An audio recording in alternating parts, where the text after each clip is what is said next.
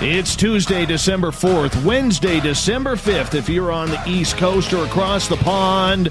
And this, my friends, is Spaced Out Radio. Hope you had a great day and night. I am your host, Dave Scott, broadcasting to you live from the Great White North on top of the mountains of snowy British Columbia, right here at SOR headquarters. We welcome you nightly on the SOR Radio Network and Deep Talk Radio. If you want to take a listen to our archives, they are free at youtube.com/Spaced Out Radio. Do old Davey the favor. Hit that subscribe button. Our website is spacedoutradio.com, where we have a plethora of features for you. You can rock out to Bumblefoot, soon shop at our brand new Spaced Out Radio store, read up on the SOR Newswire, and so much more. Tonight's show is brought to you by the YouTube channel Ensuho, where Sebastian Martin brings high-quality messages to the masses. Head to spacedoutradio.com, click on the Ensuho banner, and subscribe to the channel today. The first Tuesday of every month, we bring in Bay Area meditation owner Geraldine Orozco for a segment we'd love to call The Spiritual You. And you know, with Christmas coming up in just 3 weeks, 3 weeks tonight, it's Christmas. Can you believe that? Well, the holidays can get a little tense. Family, friends, finances. Yes, the 3 scary F words that come around at this time of year that make you scream another F word. We've all been there. It's crazy at times, and all 3 can cause anger, depression, anxiety, and that's just opening up the bills afterwards. With Geraldine, tonight, we're going to get into the holiday blues and how you can deal with what's coming. Then at the bottom of hour number 3, Olaf Phillips from Paranoia Magazine is back with another edition of the SOR Newswire. Geraldine, Merry Christmas, Happy Holidays to you. How are you, my friend? Hello, Dave. I am fantastic. How are you doing? I am just filled with pith and joy. I'm heavy on the pith right now. I don't use the word pith enough on this show. I really don't use the word pith enough on this show. That's something that I need to change. Yeah. Well, that is awesome. And I'm so happy you chose to talk about this holiday craziness that we're dealing with. It really is something worth to talk about. And we have a lot to get over and talk about. So, all of us deal with this holiday stress. So we have so many different topics and angles that we want to look at when it comes to holiday stress. So great topic. I also want to say thank you to you publicly, because you took the time as a good friend of mine and a good cohort in this paranormal genre that we are all in, to watch the Discovery Channel Into the Blue Hole and to actually see my 2 little tidbits on there, which was a little bit of a bump for us. I want to say thank you for being one of the many of our followers and listeners and friends who took the time to do that. Much appreciated. Oh, Dave, that was so great. And congratulations for getting that spot in the Discovery Channel. That is amazing. And I'm so proud of you and for the channel as well. And you did great. And, of course, as always, your hair looked amazing on TV. Well, thank you. Thank you. You know, you got a good set of hair yourself. I'm not going to lie. If you haven't seen Geraldine Orozco's pictures, just Google her. She's got a beautiful mane as well. So, that's the best part about it, is we get to have some fun, and it was exciting. And you yourself, you're doing some documentaries now too. I just love the fact, and we've mentioned it for a couple of shows here, where you actually and myself are kind of growing together. We're expanding together into this field. You're going, and people are recognizing your talents in the field of metaphysics and body and self-healing and everything like that, along with ET contact. People are recognizing the hard work that we're doing here. So to watch you grow while we're growing at the same time, I have to admit, that's very exciting for me to watch. Dave, thank you. And I got to say the same for you. It's such an exciting time right now. And what's interesting is that the reason why all of these things are kind of growing in the community is because of the interest. There is definitely a peak in interest in the topics. And that is really what just makes me I have this deep feeling of joy and excitement for the collective consciousness that we're coming into a time where we are asking the questions, looking a little bit deeper into the things that are unknown and that used to be taboo. So it's an exciting time to be here and an honor to be a part of this field in any way at all. So thank you, Dave. When you look at this field, before we get into the whole Christmas aspect of everything, when you look at this entire field, the way it is built, the way people try to impress themselves on others as professionals, the way people try to hoax others in this field and the mainstream, a lot of our audience members can see right through it. Geraldine, how tough is it to actually try and forge something very good and honest in here? It is very difficult. We're talking about, this is a tricky question. There's a lot of different aspects to this. I mean, in any field, there's always certain politics, unfortunately. And but when it comes to this movement, and I'm not sure if you're talking about the spiritual movement or the disclosure movement, but in any case, what they have in common is that the more that you try to come out with the most authentic and real information, the more of a push sometimes you're going to get. And it's for a lot of different reasons. I mean, for, again, the politics, and of course, I think it's also control of information, and that's something that in all fields we are dealing with that, and all of that has to do with many different aspects that are from the higher ups, the people that have seniority in the field and whatnot. But what's really important is that when you're coming out with this information, to be honest and genuinely share these experiences as best as possible. And it's not every day that these new people come out with experiences, but when they do, it's important to listen even to the new people that are coming into the field, because their experiences are worth looking at, worth listening. And sometimes I feel that over the years and over looking at this field, what's happening is that sometimes they only want to stick to certain speakers with certain information, and then we get caught up in cycles of the same thing over and over again.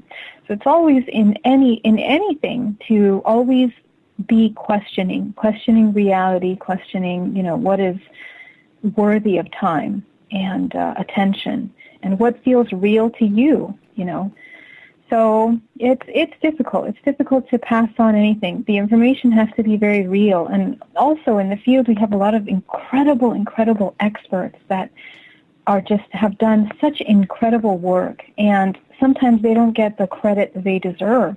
Sometimes I don't hear of them very much. Sometimes we don't even know some names. So hopefully together as a community we can help and support each other in sharing the most deep information as possible, so that we can kind of access different aspects of these truths. There are a lot of charlatans in this field, whether it's in the metaphysics, whether it's in meditation, the esoteric, UFOs, aliens, ghost hunting, whatever it may be. It takes a lot, Geraldine, to try and stand out away from the pack, that especially those who are trying to, hoodwink the good people in this field. How have you been able to really forge, as someone who is new on this field the last couple of years, really forge a positive, productive path that you are following, rather than, getting caught up in the mix of the drama, the turmoil, the outlandish claims that so many people are making in this field? To be honest, Dave, it's not just in this field. I mean, in order to be able to dodge drama and all these things, which, because I'm new, thankfully I have not had too many experiences with dealing with all of this drama that I hear other people go through. But I have to say that I think it has to do with the person's character, their overall character. And if you are, I don't try to involve myself in drama in my life at all. So, I try to be careful of the people that I invite into my life and I connect with. And of course, we can't always choose our friends and our colleagues. But if you understand that you're responsible for your information and for your truth, and you're clear about your information, then there's not going to be any need to cause drama or contribute to drama, or, to feel any way that's off or out of alignment with what you're experiencing, like, for example, at conferences or other things like that. So, for me, the important thing and my priority is to focus on the information that I have through my personal experiences and share with the most honesty, clarity that I can. And, of course, doing my own research and providing that research for people based on my experiences. And I think that everyone should stick to that, because that's really their gift. And anytime somebody starts to copy or take other people's information or try to replicate other people's information, that's a lack of authenticity. And also, it's not what we need. We don't need more copycats. We need people with true, real experiences, because the truth is that there's thousands of people around the world that are experiencing things, and they don't have a voice. They don't have anyone to talk about it. And so the more of us that come out with our story, with our experience coming from a place of authenticity, the more we can learn, more unique experiences, and like a puzzle piece, put together the bigger picture. If we keep having the same story come up left and right, without any variances in the story, we're just looking at a bunch of copycats, and that's not how reality works. So for me, maintaining very true to myself and my morals and my ethics, that's what I stick to. I don't have time or patience to try to get involved in any drama. I try to be as honest and real with people as I can, and that's all I have. I have myself, and I show up with that. So, and I'm sure that in some ways down the road, things can get complicated with relationships, with all this information that comes up.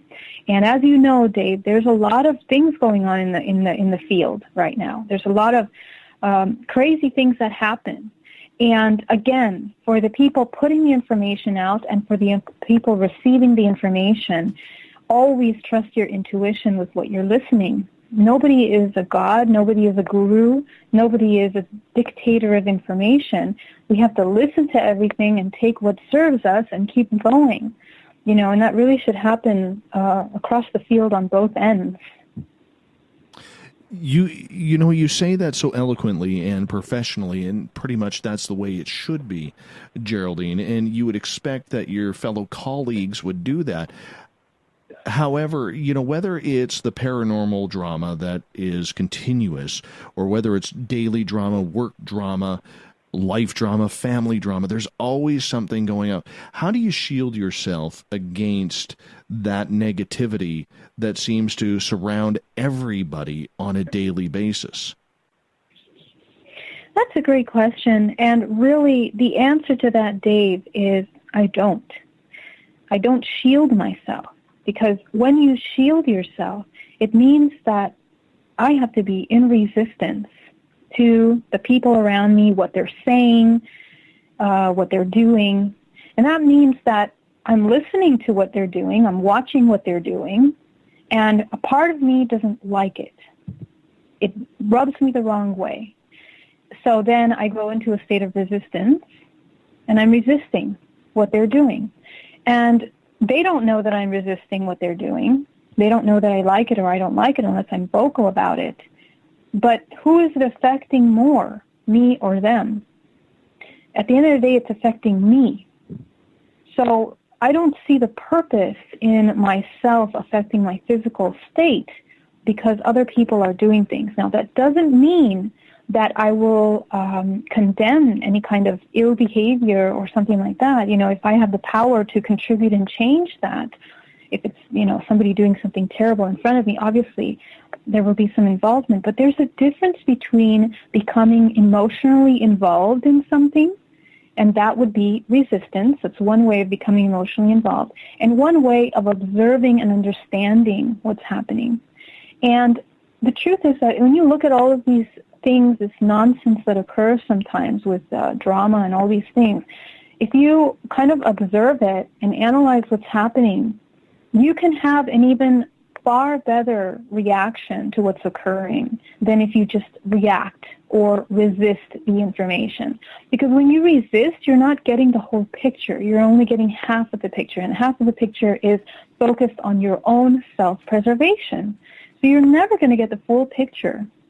So it's really important to kind of look, and the more that we look, the more we learn. You can even observe their weaknesses. If you understand yourself and how you react to things, you can immediately identify why someone is acting that way, whether it's their insecurity, whether it's their lack of information, their lack of self-respect, or even mind control, if you will, on some level, and where it's coming from. You can identify these things. You don't need to be a psychic in order to identify certain things by just analyzing and understanding someone.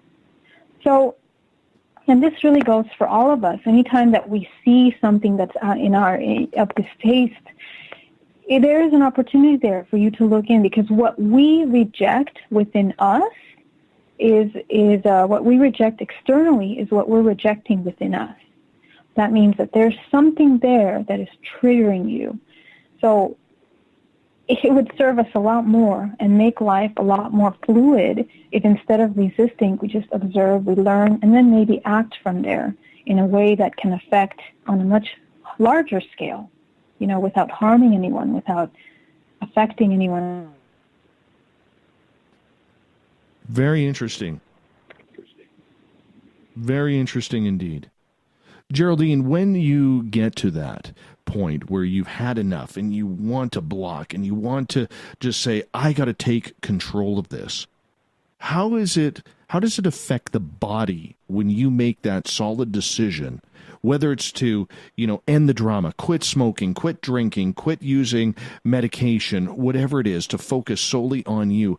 How quickly does the body start to react, both spiritually and health-wise?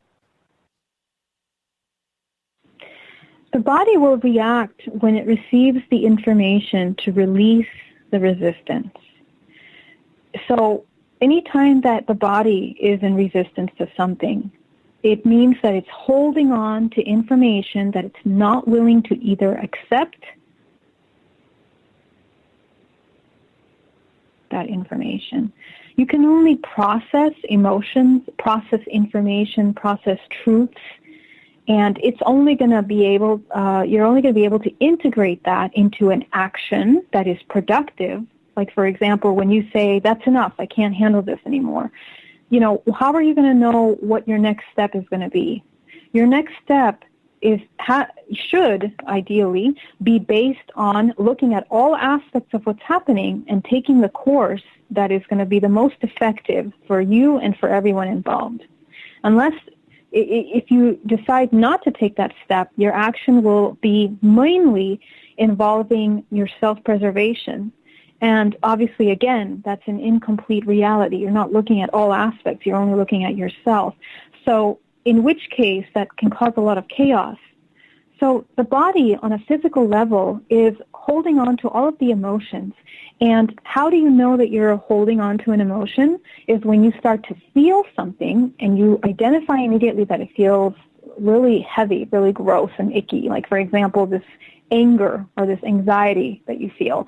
And then you feel it at the core of your body, for example, and your chest is tight. So right there is a clear indication that you are holding on to information that you're not allowing to process. Now, a great technique to help you process that, and that's going to be another important point that we can discuss coming into the holidays, a lot of resistance that we feel.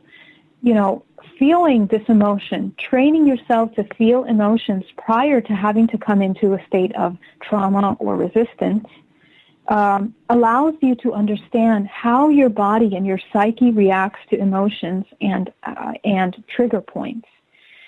So it's important to go through that, because without ourselves knowing how it is to react to these emotions, we are just reacting from incomplete realities.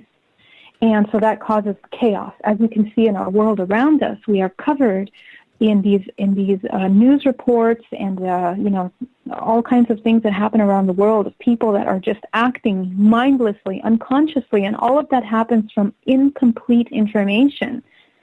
So the physical body stores information down to the cellular level. Everything that we are doing, feeling, thinking, in every moment of our day, we are absorbing through the skin, which is the largest organism in the body. And that information is literally brought in through the body and coming into the filter of our endocrine system, which is connected to the nervous system. Now, the nervous system is obviously going to be the one that communicates with your emotions as well. It'll identify whether there's, something that's unsafe or something that's safe, such as that, for example. So the body is processing information, and based on the information that's processing, it's going to go through your endocrine system, which is connected to your chakra system. And the chakra system then pulls the files of stored information. Of course, all of that is in the brain. And all of these files that are in your brain sending information to the chakra system. It's a very complex and beautiful design that our body has to process and store information. But as we are processing these experiences, we will react based on our trigger levels. And our trigger levels are based on information from past experiences, of course. So the body is going to be triggered by something, like you're ready to make a big change, you're ready to move, you're ready to do something in your life.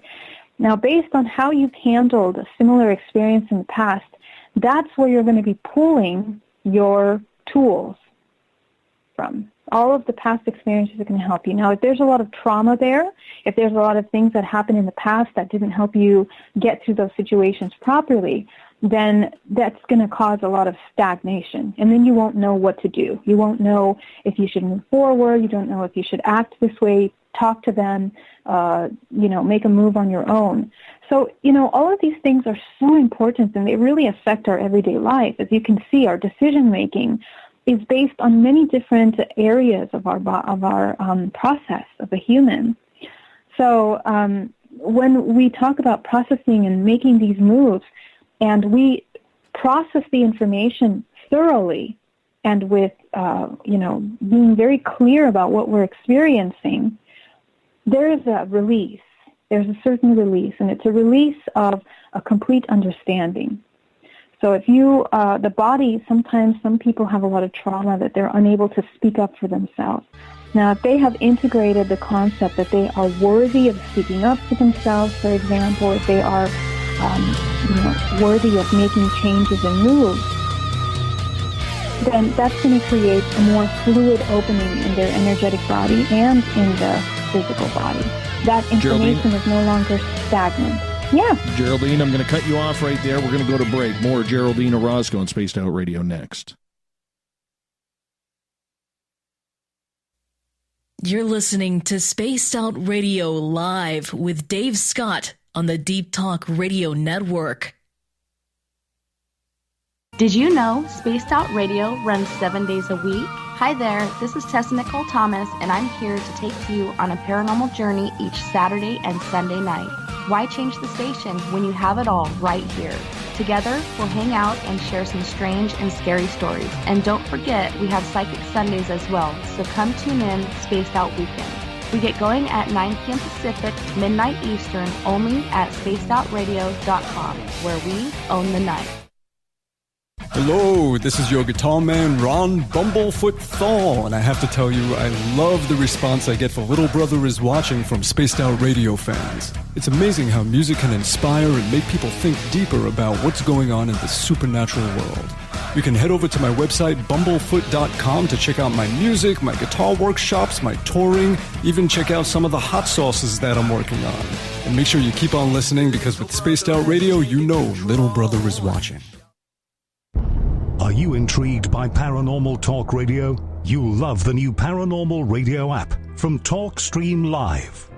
You'll find a great selection of talk shows covering UFOs, ghosts, strange phenomena, and much more. Download the Paranormal Radio app now and start listening to the very best in paranormal talk entertainment, including the network you're listening to right now. The Paranormal Radio app, free in Google Play and the iOS App Store. Are you tired of being blocked, shadow banned, or placed in jail for simply posting your thoughts on social media? Social Media Freedom can take care of that for you. Social Media Freedom is the newest and one of the best free new apps that allows you the freedom to post what you want when you want. It takes seconds to download from your app store. Come join the tribe at Social Media Freedom. It's time to set yourself free. So, you love talk radio? Then you'll love TalkStreamLive.com. TalkStream Live is always on, 24/7, with the best streaming talk shows. Find your favorite talkers and discover some new ones. It's free, readily available online or on mobile with any smartphone or tablet. Finding your favorite talk shows all in one place has gotten a whole lot easier. Just go to TalkStreamLive.com. Be sure to download the free apps from Google Play or the iTunes App Store. A timepiece is a reflection of who you are, and what better way to show off the real you than with an Escape watch? Escape is a lifestyle brand accessorizing your days and nights. Choose to escape and create the life of discovery that you deserve. Dream, play, unite with your own personalized Escape watch. Head to escapewatches.com. There is no time like the present to enjoy your escape. Use promo code SMF2017 for your 20% discount today. Heading to Vancouver and looking for a night on the town? The Moose Vancouver is the bar that never stops rocking until 2 a.m. every night. The Moose has great food with everything on the menu from $6.95 to $8.95. Fantastic, vibrant staff and rock and roll that will bring you back to when the music was real, the hair was long, and the guitars were rocking. Get your party on at the Moose Vancouver, the official party bar of Spaced Out Radio. Visit purpleplates.com today. For over 40 years, the Purple Energy Plates have been delivering amazing results for their many customers. Inspired by the great genius Nikola Tesla, the harmony, healing, and energetic effects of the plates have proven over and over to be beneficial and often miraculous to thousands of customers.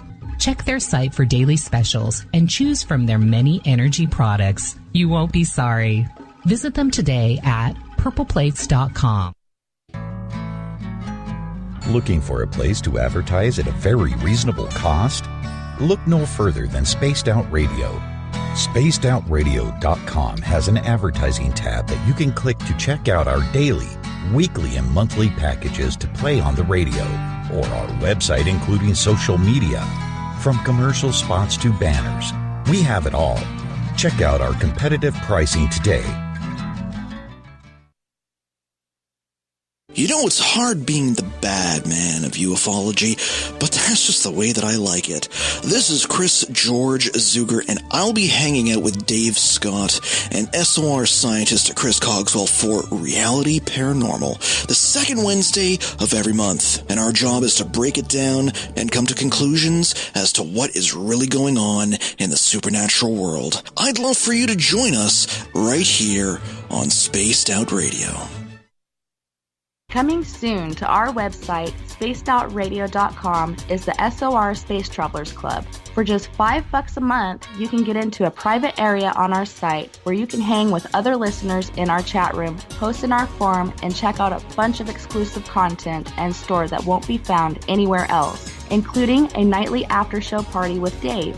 It's going to be the best $5 a month you're going to spend. The SOR Space Travelers, only at spacedoutradio.com. You hear footsteps in the empty room above you.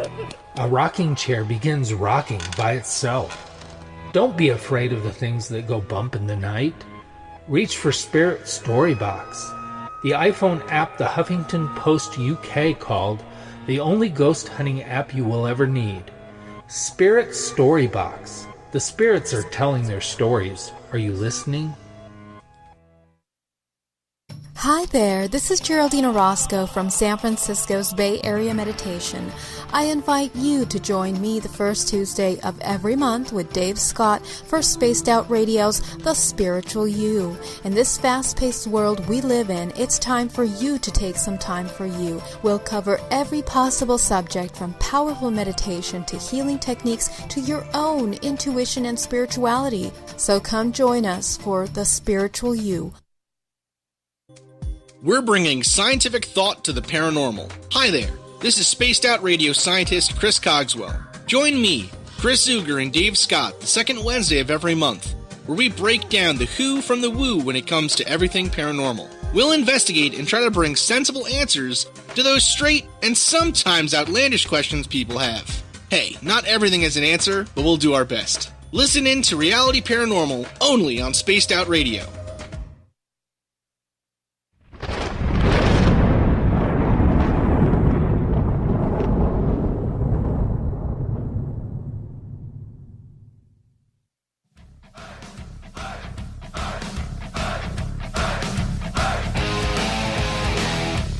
Welcome back to the second half hour of Spaced Out Radio tonight. I am your host, Dave Scott. Great to have you with us. The Spiritual You happens the first Tuesday of every month, and we have Geraldine Orozco with us tonight. Geraldine, welcome back. Hi. Well, right before the break, we were talking about the aspect of dealing with drama. How do you build up to it? And we're going to continue that now going into the second half hour of the show, because 3 weeks from today, and I haven't even started my Christmas shopping yet, we have Christmas Day. A lot of people will be gathering over the weekend and the holidays with their family. I mean, it's an extended long weekend for a lot of people. And there's a lot of anxiety that is built up because of strained relationships with family members, strained relationships with friends. Maybe it's somebody going through a divorce or a separation or a passing for the first holiday year. I mean, when all of a sudden you look and I think of my sister at this time and our entire family who will go through Christmas this year, the first one without my nephew and my sister's son. You know, there's holes there. People get depressed. People get anxious.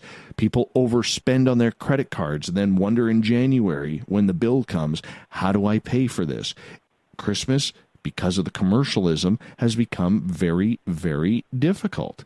So when we look at it, how do we deal with these holiday stresses? Yeah, that is so important to talk about this. And I got to tell you that for me, for years, Christmas was something that I looked forward to months in advance. I mean, I used to plan my Christmas tree, everything. It was just the most exciting thing ever.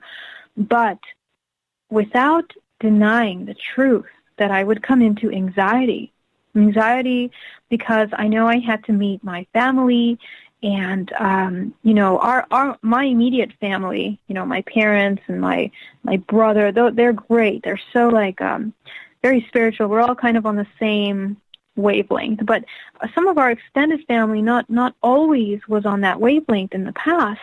So that would raise a lot of anxiety because there would be a difference in opinion and you would never know how the night would go. So, you know, the holidays is supposed to be finding joy in the context of our connection, right? And so it becomes something very complex because there's a lot of expectation that occurs.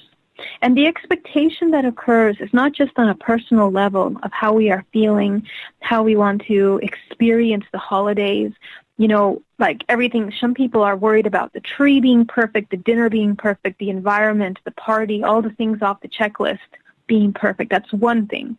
And then we have to deal with expectations of the family. And those expectations go far deeper. They're not just about things or about what's on the menu. It's about your emotional response, the conversation that you're going to be having, expectations, catching up on what you've done throughout the year, your accomplishments, a lot of different things. And that kind of expectation is caused by structural belief that goes really deep. And I think that this is a wonderful time for all of us to kind of look at the kind of expectations that we have towards ourselves and also towards our family. Because there is a lot of incongruency with what we really believe and what we really want to experience and what we're putting out. And that comes from both ways. So this kind of incongruency causes a tremendous amount of anxiety. And when we can't be authentically who we are, everyone says, oh, you have to be happy and excited and enjoying yourself because it's the holidays. There's this pressure. There's this silent pressure that everyone has to be with a smile on their face enjoying the holidays. And the reality of the matter is that the holidays put such an incredible strain, you mentioned it, economically, with relationships in the family, and even in your own personal expectations for yourself. And I think that we are sometimes naive coming into the holidays because we expect ourselves to go along with the idealisms of what this holiday is supposed to, on the surface, represent, which is that joy, that happiness. The truth is that the kind of anxiety that the holidays puts on is more of a financial strain. A lot of people that are dealing with the holidays coming up because we want to appear that we're good with our family. We want to make sure our kids are happy. The kids are seeing other kids and how they're celebrating their holidays. They're looking at their gifts, comparing each other. We're dealing with a lot of insecurities, all of these advertisements for the idealism of what the holidays should be. And all of those things are lies. Because the truth is that in our society, we are dealing with a lot of pain, and especially right now, going through a very deep shift per se on some level. A lot of us are going through a lot of internal turmoil, and it's difficult to show up to this pressure of holidays with a smile on your face when there's so many things that are happening internally that are making you look at the reality of the things around you. And this is what a lot of us have a hard time integrating. And, this advertising for the holidays starts all the way in September. I know that a lot of people start feeling stressed even in September. It's outrageous. And all of that stress is a very heavy push for the consumerist to go out and start consuming on every level, the food, the gifts, the presents, everything, so that you can maintain that idealism of what the holidays should be. Now, when we talk about economic strain, we're talking about these expectations to have gifts for everyone, whether you're having a family gathering and you always have to have something to give the other person. And sometimes these families, especially right now, we are not in an economic state that we can just splurge on senseless gifts that don't mean anything. And a lot of people feel this way. And, we have to really rethink these kinds of rituals. I want to call them rituals because it's something that we want to do every year. We want to buy the Christmas tree. We want to buy the gifts. We want to buy the dinners, all that stuff. The new things that come out on the market that is being pushed on us, and we need to think about the value and what we value more, because as consumers, all our decisions that we make from a financial perspective is fueling the continual celebration of this holiday. Now, some people say that it's a religious thing, but if you're talking about religious beliefs, they have nothing to do with the concept of following consumer, the consumerist pressure that there is here. So that's one thing. Now, when we're dealing with family conflict, we're going to another much deeper level, and all of this is based on expectations. And people have a very hard time coming into a state of vulnerability when they need to go meet family. And it's hard enough to be vulnerable with ourselves. Some of us are dealing with long-term anxiety, long-term depression. And when we come to a state of having to meet our family, then sometimes we come into this extreme anxiety because we're afraid of being judged. We're afraid of being questioned or maybe put to the side, rejected because we're not in this false sense of joy that is imposed upon us with the holiday. So each and every one of us really has to question, where did we get these beliefs from? Where did we get the pressure to celebrate the holidays the way that we're celebrating them? Those expectations that people want to pretend that are not very prominent in our reality are literally pushing people to the edge every year. And there's even people that, they can't handle it because they don't have money to get their kids gifts. There's people that, they overdose on alcohol and drugs over the holidays because they can't handle the anxiety, the social anxiety, whether that's in the workplace or with the family. And this is a real problem that we need to start addressing. And it goes down to the core of each and every one of these people, to that collective insecurity and pain that we are all feeling on some level that is being projected into our environment. And I think it's a good time to kind of focus on that. Now, when we talk about dealing with this stress, there's a couple things that come to mind. And the first thing is dealing with that fear of being vulnerable in spaces.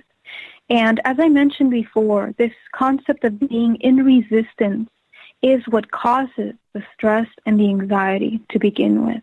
When we are not in alignment with the activity that we're doing, with the people that we are with, the body comes into a complete resistance because the body knows and the mind knows what it needs. And when we neglect those needs, when we ignore those needs, the body goes into conflict. So during this time, I ask that, everyone take some time to kind of review the main trigger points in their life, because these triggers that are occurring are going to be magnified during the holidays because you are stressed out about your to-do list, everyone's running around, there's traffic, everyone's on edge to get things done, and everyone is looking for the same results. So take some time, at least at the beginning of the day, and check in with yourself throughout the day and ask yourself the questions, how am I feeling? What do I need right now? And if you need to take 5 minutes to kind of center yourself, then take those 5 minutes. Because the more that we ignore that anxiety and that stress that comes up, the more it's going to amplify, and the more it's going to become something that's easily projectable on someone else. It's going to come out sooner or later. You're going to take it out on someone, like your neighbor, your colleague, your family, your friend. It'll come out eventually, and that's what happens. Then we have family conflicts.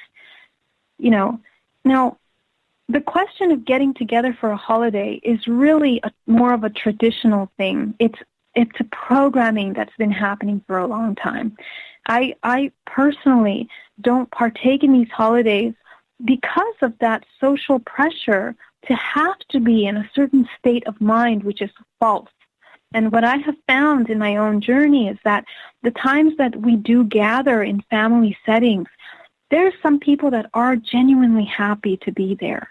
But there's also some people that pretend to be genuinely happy.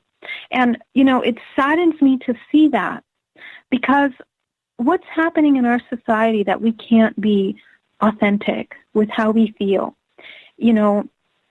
Everyone should be able to be real enough with themselves to be able to express their true emotions without being condemned for that reality. And the fact that we get triggered when we see someone that's out of alignment is a clear indication that we ourselves are externalizing our expectation for joy or for being comforted by our surroundings. So, there's a lot of layers to this. And, if we go even deeper into that, the call is really for everyone to take some time and focus on that inner connection. Take some time and some active steps to relieve the stress. You haven't done it all year. At least now, when we're coming into the holidays, take some time to really refocus and ground yourself. In the next few months, we're going to be very easily triggered by our environment.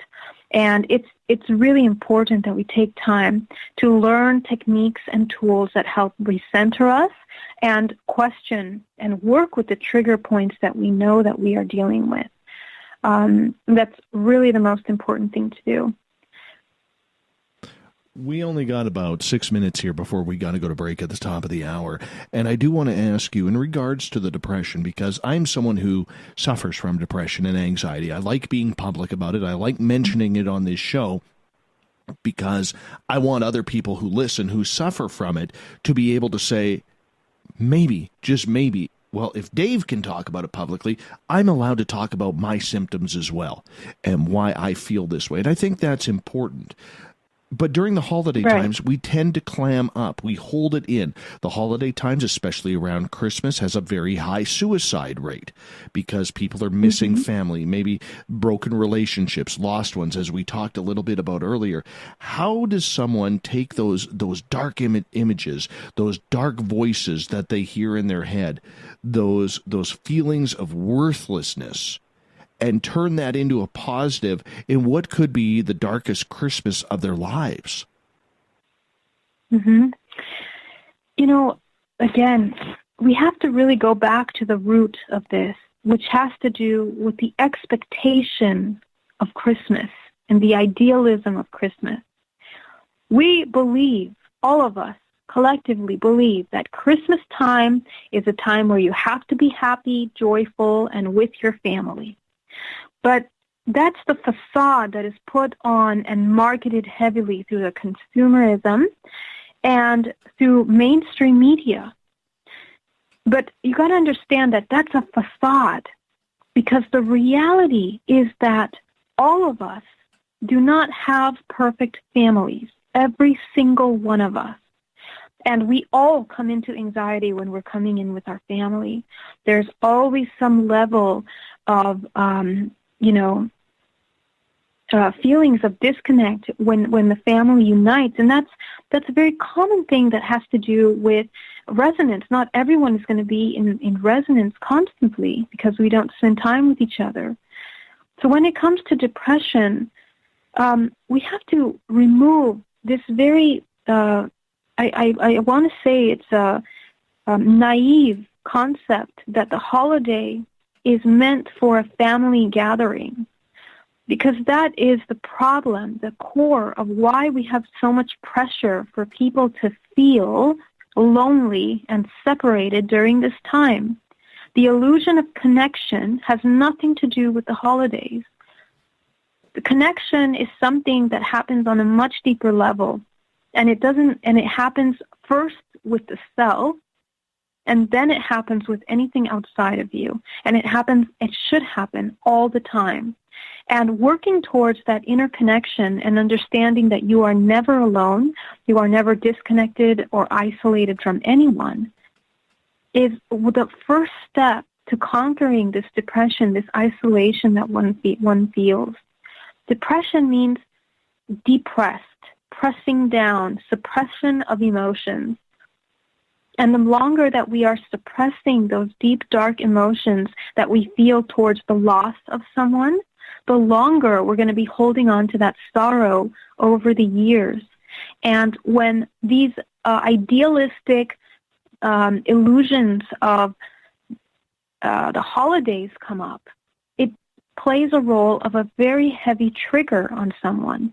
But please understand that that is an illusion, that we have to we have to open our eyes and be able to see through that. Now, connection and feeling the loss of someone is something that is an internal work that has to be done year-round. So, coming from the point of integrating that loneliness, that inner connection with the self has to happen first, and self-love is the number one thing to help tackle that, to understand that you are worthy in and of yourself without external approval or acceptance or acknowledgement of anything external to you. And every living organism on this planet must become aware of their own self so as not to become a cancer to themselves, such as when we are dealing with depression long term. because then we come into illness and other more complicated situations. It seems so easy the way you break it down, but it's difficult when you have that darkness following you. It really is. And we only got about 90 seconds to break here.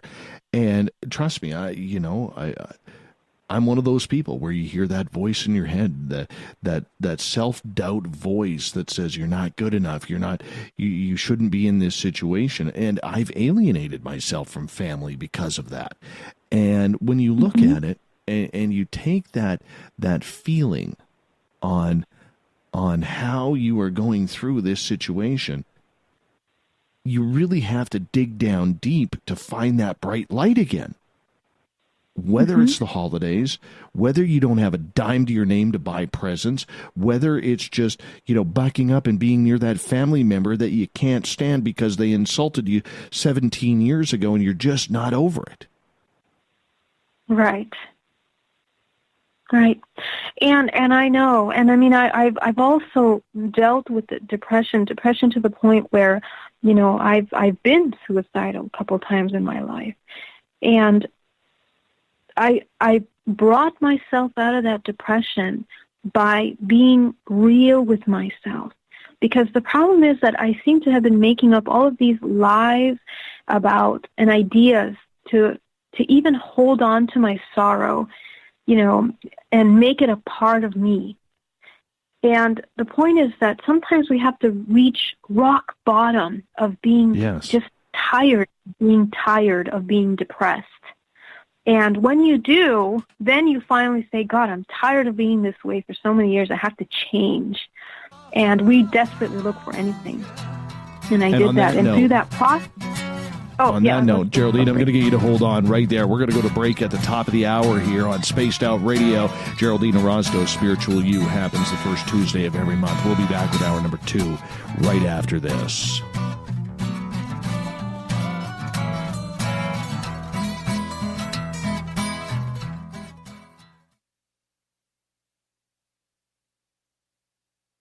Looking for the stories of the strange and weird that you will find hard to find anywhere else?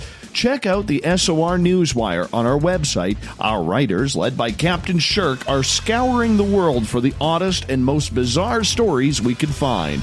Everything from weird crime to suspenseful and paranormal. We're working hard for you to bring you the most intriguing news of your day. Check out the SOR Newswire at spacedoutradio.com today. Every night on Spaced Out Radio, we have places for you to hang out. Hi, this is Carl. Join our SOR Space Travelers group on Facebook for live chat. On Twitter, using hashtag Spaced Out Radio. You can also join us in our Spreaker chat room. Check us out on Instagram at Dave Scott SOR. All of our archives are free on YouTube at Spaced Out Radio. By the way, I'll be watching you at your window until you do. Bye! You're listening to Spaced Out Radio Live with Dave Scott on the Deep Talk Radio Network.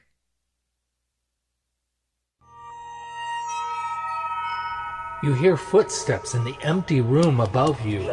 A rocking chair begins rocking by itself. Don't be afraid of the things that go bump in the night. Reach for Spirit Storybox, the iPhone app the Huffington Post UK called the only ghost hunting app you will ever need. Spirit Storybox. The spirits are telling their stories. Are you listening? Get your horns up with me on Spaced Out Radio. This is Ron Bumblefoot Thal. Come tune in to SOR where you can hear me rock out with Little Brother Is Watching, the official theme song of Spaced Out Radio. And then come on over to bumblefoot.com where you can find out about my tour schedule, my music, and everything else. Bumblefoot.com keeps you up to date on what I'm doing and the best way to stay in touch with my music and music camps. Sign up for my newsletter at bumblefoot.com and remember, Little Brother Is Watching. Looking for a place to advertise at a very reasonable cost?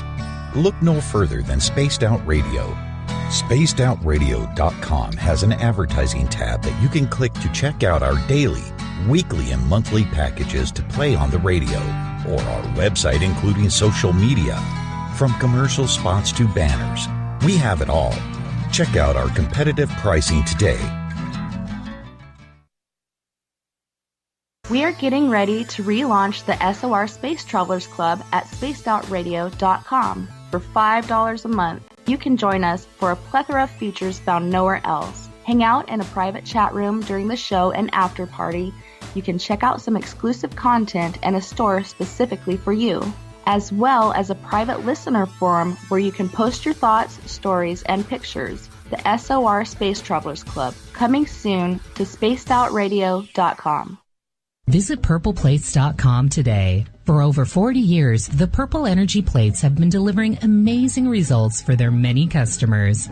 Inspired by the great genius Nikola Tesla, the harmony, healing, and energetic effects of the plates have proven over and over to be beneficial and often miraculous to thousands of customers. Check their site for daily specials and choose from their many energy products. You won't be sorry. Visit them today at purpleplates.com. You know, it's hard being the bad man of ufology, but that's just the way that I like it. This is Chris George Zuger, and I'll be hanging out with Dave Scott and SOR scientist Chris Cogswell for Reality Paranormal, the second Wednesday of every month. And our job is to break it down and come to conclusions as to what is really going on in the supernatural world. I'd love for you to join us right here on Spaced Out Radio. The freedom to post what you want, when you want. That's the social media freedom you need. Social Media Freedom is the free app in your app store. No need to worry about going to jail or being shadow banned any longer. It's the freedom to say what you feel. The freedom to know Big Brother isn't watching. It's the way social media is supposed to be. Social Media Freedom. It's time to set yourself free. Download from your app store today. The Call of the Wild is in Vancouver. The Moose Vancouver is one of the hottest bars and restaurants in the city. Open until 2 a.m. nightly, the Moose will rock you like a hurricane all night long.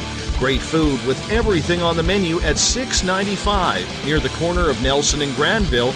Get your horns up and come rock with us. The Moose Vancouver, the official rocking bar of Spaced Out Radio. On the first Tuesday of every month, I encourage you to come along for a journey with me, Geraldine Orozco, on The Spiritual You. Together, we will take a look at how to access the highest expression of yourself and change your life. Consciousness, ET contact, health, and wellness, we can talk about it all. So come along for a spiritual ride with me, Geraldine Orozco, on The Spiritual You, only on Spaced Out Radio. Find your escape where time has no limits. It's about living today and cherishing the heritage of yesterday. A spirit of adventure for what is new with the nostalgia of the past. Your timepiece is a reflection of who you are. Life surrounded by beauty from the world around us to the soul within. EscapeWatches.com. There is no time like the present to enjoy your escape. Use promo code SMF2017 for your 20% discount today. Do you want to know what's really going on in your world? Do you have questions about who you can trust in the mainstream media? Then look no further than the Rebel Planet. Come get the straight answers right here at spacedoutradio.com. Join me, Jamie Sexton, creator of Rebel Planet News, as I fill you in on the stories behind the stories. All you truth seekers, be sure to tune in to Rebel Planet on spacedoutradio.com the third Thursday of every month.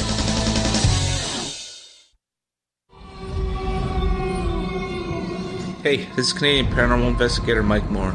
The third Wednesday of every month, I'll be teaming up with Dave Scott to bring you Ghosts of the Great White North. Each month, we will bring on guests from across Canada to discuss their ghostly encounters. Canada is a paranormal hotbed with stories you've never heard, so we're going to bring them to you. So get comfy on your Chesterfield, grab a donut, and join us, eh? So, you love talk radio? Then you'll love TalkStreamLive.com. TalkStream Live is always on, 24/7 with the best streaming talk shows. Find your favorite talkers and discover some new ones. It's free, readily available online or on mobile with any smartphone or tablet. Finding your favorite talk shows all in one place has gotten a whole lot easier. Just go to TalkStreamLive.com. Be sure to download the free apps from Google Play or the iTunes App Store.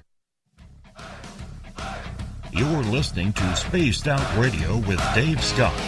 Follow Dave on Twitter at Spaced Out Radio and on Facebook, Spaced Out Radio Show.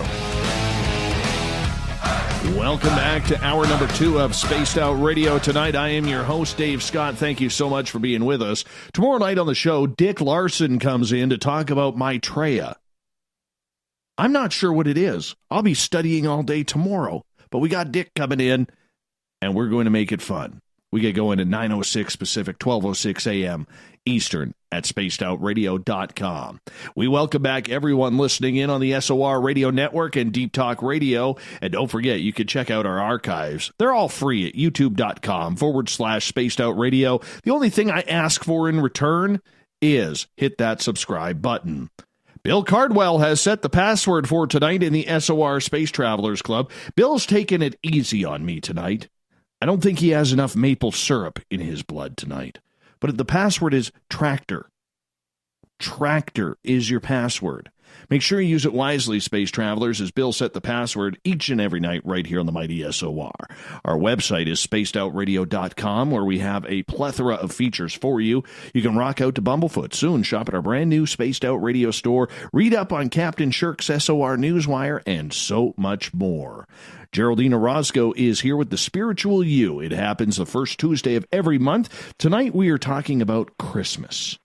Christmas. How do you deal with the Christmas doldrums, the Christmas blues, depression, anxiety? Build yourself up, people. You're worth it. Geraldine, welcome back.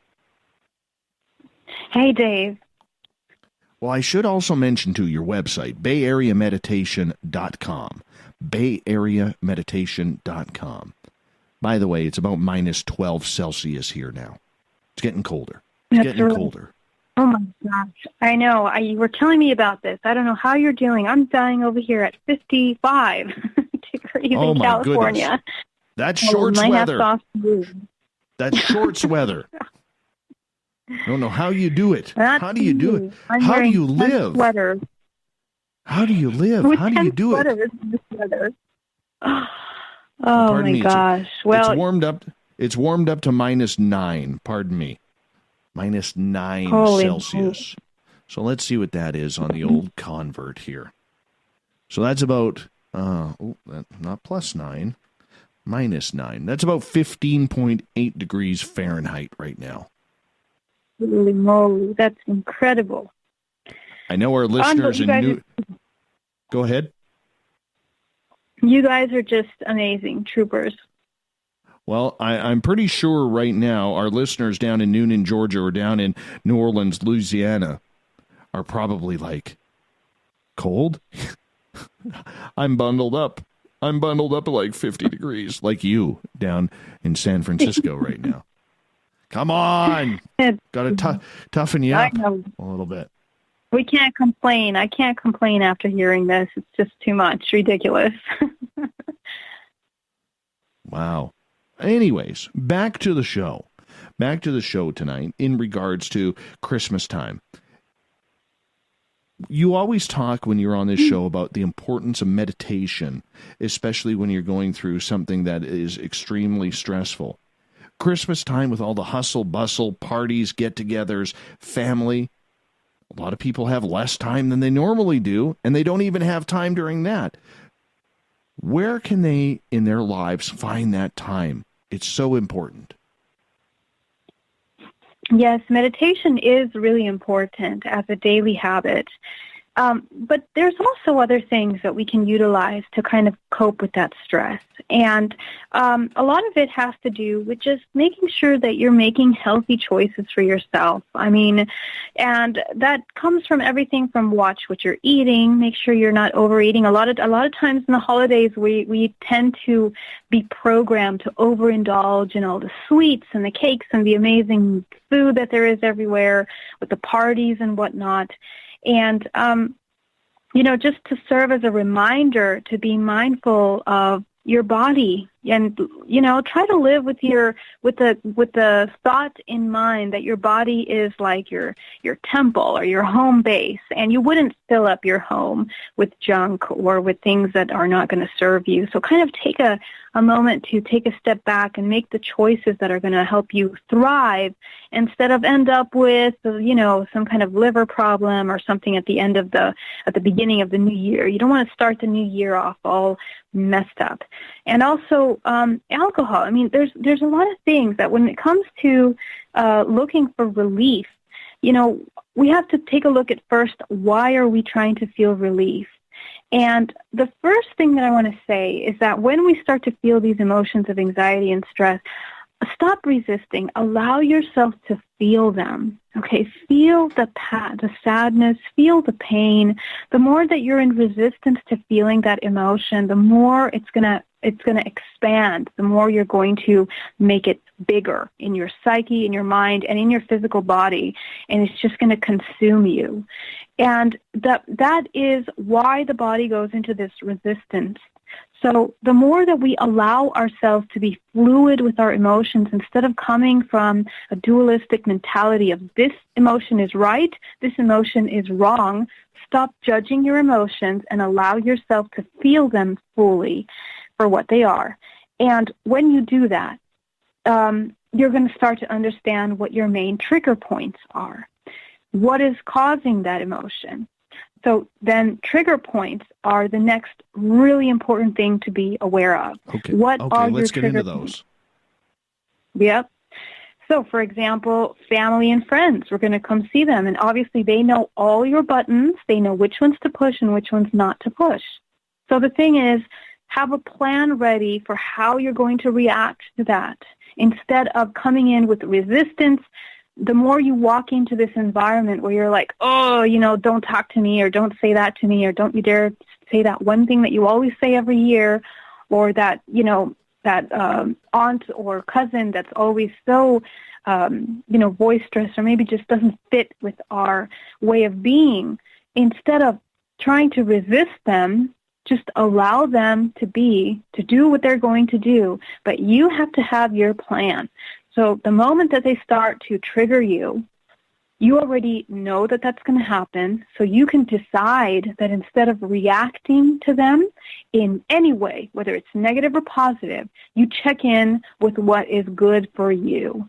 And for me, one of the most powerful tools that I have noticed is just to observe.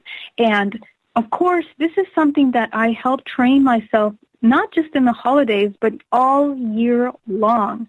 So I invite you right now, we're at the beginning of December, start doing this. Start training yourself that when you start to feel a trigger, you start to identify what's happening, what is causing that trigger in you, and what happens in your body. What part of you feels hurt by what they're saying? So if they say something like, oh, that you look fat, or you gained weight, or did you get a job yet? Or, what happened with your marriage, or something like that, that is going to trigger pain and sorrow. Triggers only happen when there's unprocessed information that even yourself hasn't been able to process properly. And that means that you are in resistance to your own life, your own realities, your own experiences. That's why these things become triggers.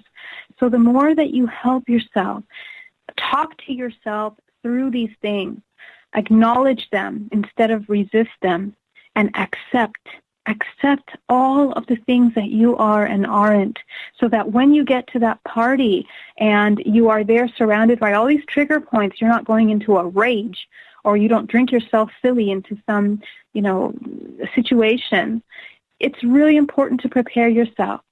Now, we talked a little bit earlier about depression.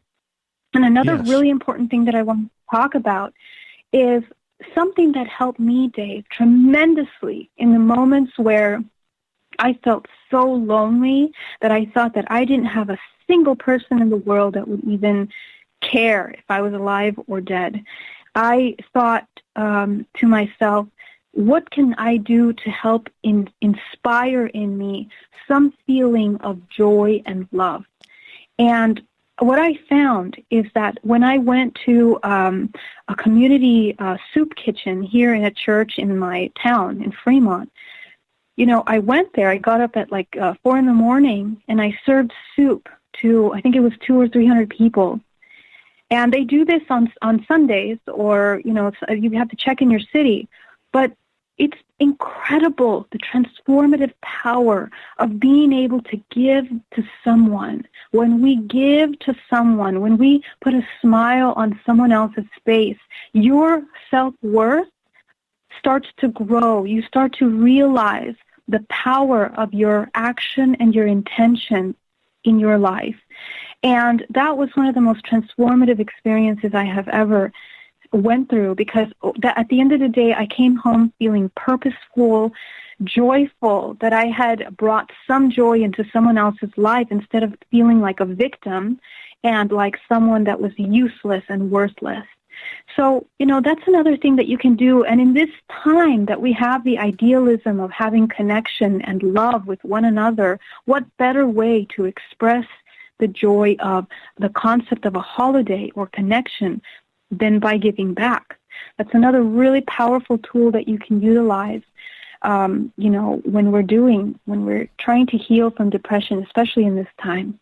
And finally, the next thing I want to say is, go with the flow. Don't be, again, in resistance, but don't take anything personal. Laugh as much as you can. Laugh at yourself. Pretend that you are wearing a chicken suit, wherever you are, if you're coming through this depression, and take things lightly, okay? This is a psychological technique. If you go to a family gathering where it's full of these people that are judgmental, jealous, with, all these family problems, and you just take it easy and go with the flow. Don't take things so serious. It'll really help you get through this time. And again, this is an illusion. The whole concept of pressure, of having to get gifts, that's not true. We don't need to contribute to this consumerism the way we are being told we have to. And the reason why I stopped celebrating Christmas is because I refuse to continue giving my hard-earned money into feeding this system every year. Even if I don't spend thousands of dollars during the holiday, I refuse to give any money at all towards this holiday. So it's really up to us to create a change, Dave. Do you feel that the whole commercialism plays the majority of the role in this when it comes to gifts, when it comes to causing that stress and anxiety? Because let's face it, we all love to give gifts. We probably give way much more than what we actually need to. We spoil our family members, and especially for those who have children, we want them to have the best Christmas ever every year. And us as parents, we're always trying to top what we did last year, whether it's a gift from Santa, whether it's a gift from mom and dad or whomever. And yet, we always seem to forget about that credit card bill, that Visa or MasterCard or Amex bill at the end of the night. I mean, that's where things get a little bit dangerous, is more after the holidays, is it not? Absolutely. But the thing is, what is wrong with us? Why are we feeding into the concept that giving something, a material object, is going to show your affection, your love, and your appreciation for someone? This is a program created by the system. And we have to wake up and question our motives for even giving things. If your act of love and kindness and giving always has to be represented by some expensive gift that probably is going to be stuffed behind a closet, or, is just going to be some knickknack that you're just going to have floating around your house. We need to start being more conscious of our actions. I mean, really, one thing is to give from the heart, and let's say you want to, provide a gift for your family and friends, maybe something that they need, but the thing is, the reason why we end up in debt like this over the holidays with these ridiculous credit card bills is because we're giving more from the ego than we are from this true feeling of love. The ego wants to feel like it did something good. The ego wants to be acknowledged for the gifts. The ego wants to show that they had some money and maybe appear a certain way in front of other family members. And this happens in every family. There isn't a family that I have seen that they don't stress out about the gifts. And, the families that don't do gifting anymore, there's other things. There's other things that are happening there. And it's the dynamic of exchange. What does it mean to really love another person? We need to really question those motives. Now, going back to the concept of the consumerism and the whole system, I mean, obviously, religion also plays a role because there's Christians and Catholics that follow this religion, and of course that's coming from a more religious perspective of celebrating that concept. But that has nothing to do with gifts. So yes, I would say that consumerism and all of these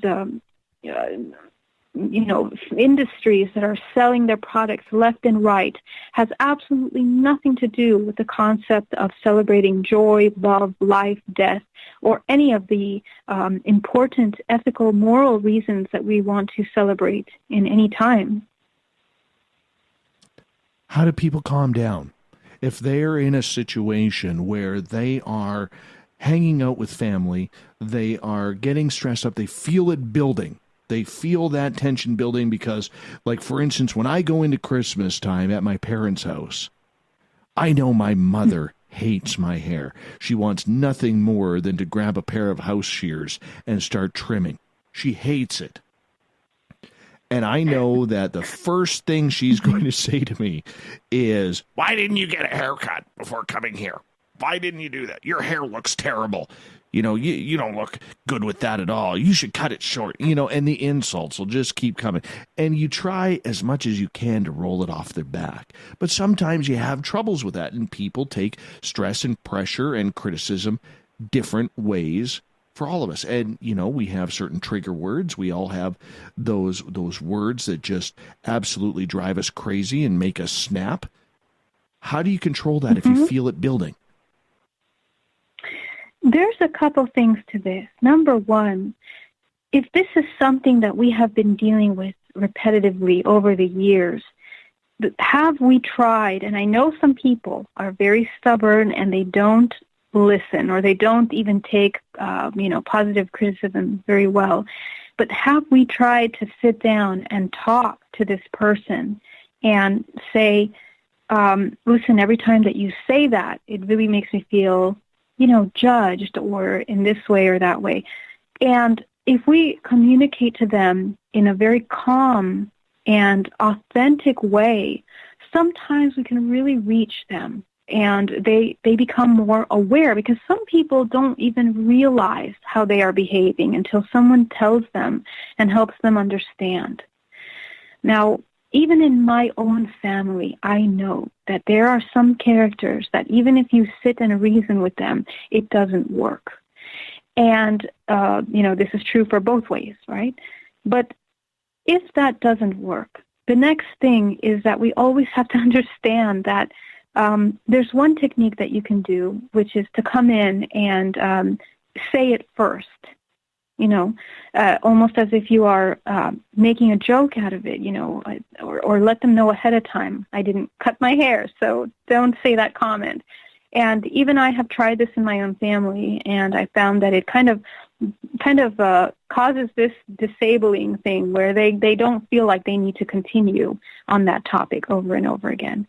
Another way is to, and of course the most important way, is to understand that even if they say that, it doesn't make who you are. And the fact of the matter is, if we continue getting affected and reactive to the comments that we know we're going to get every time, it's not going to take away what's happening.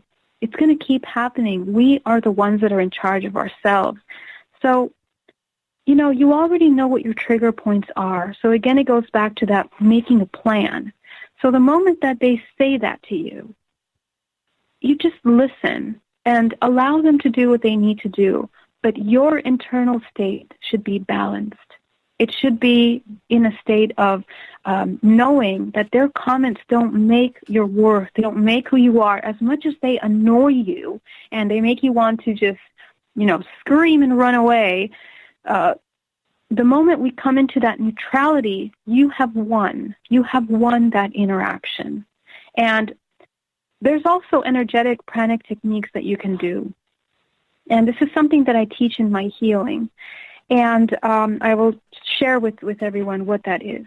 Now, when you are in meditation, I want you to visualize the person that you are having this kind of resistance or these trigger points with in front of you.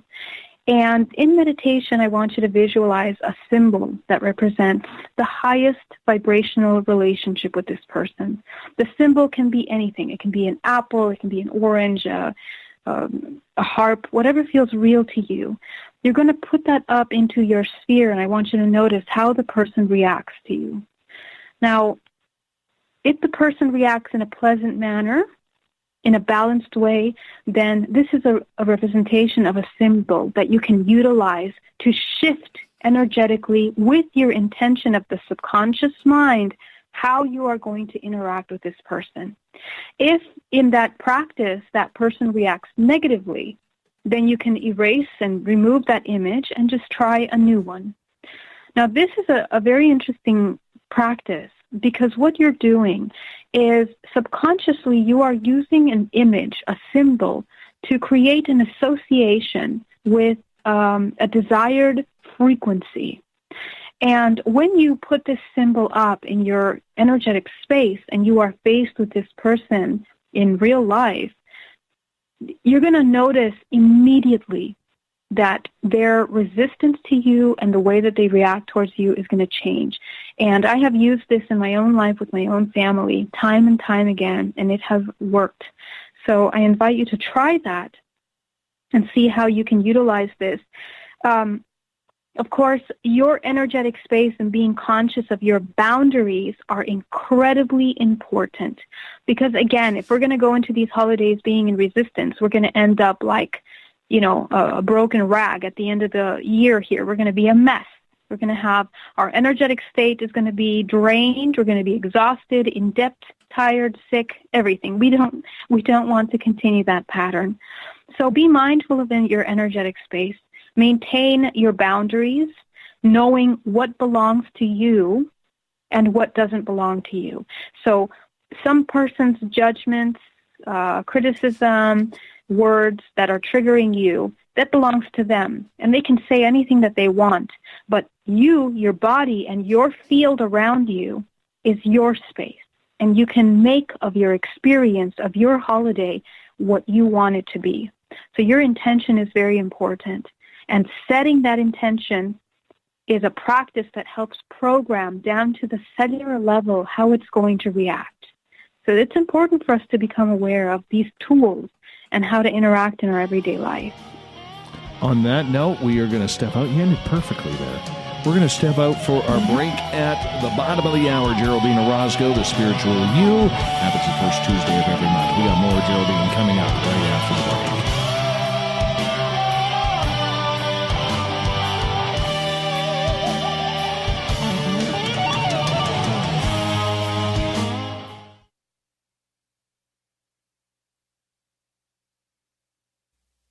You're listening to Spaced Out Radio Live with Dave Scott on the Deep Talk Radio Network.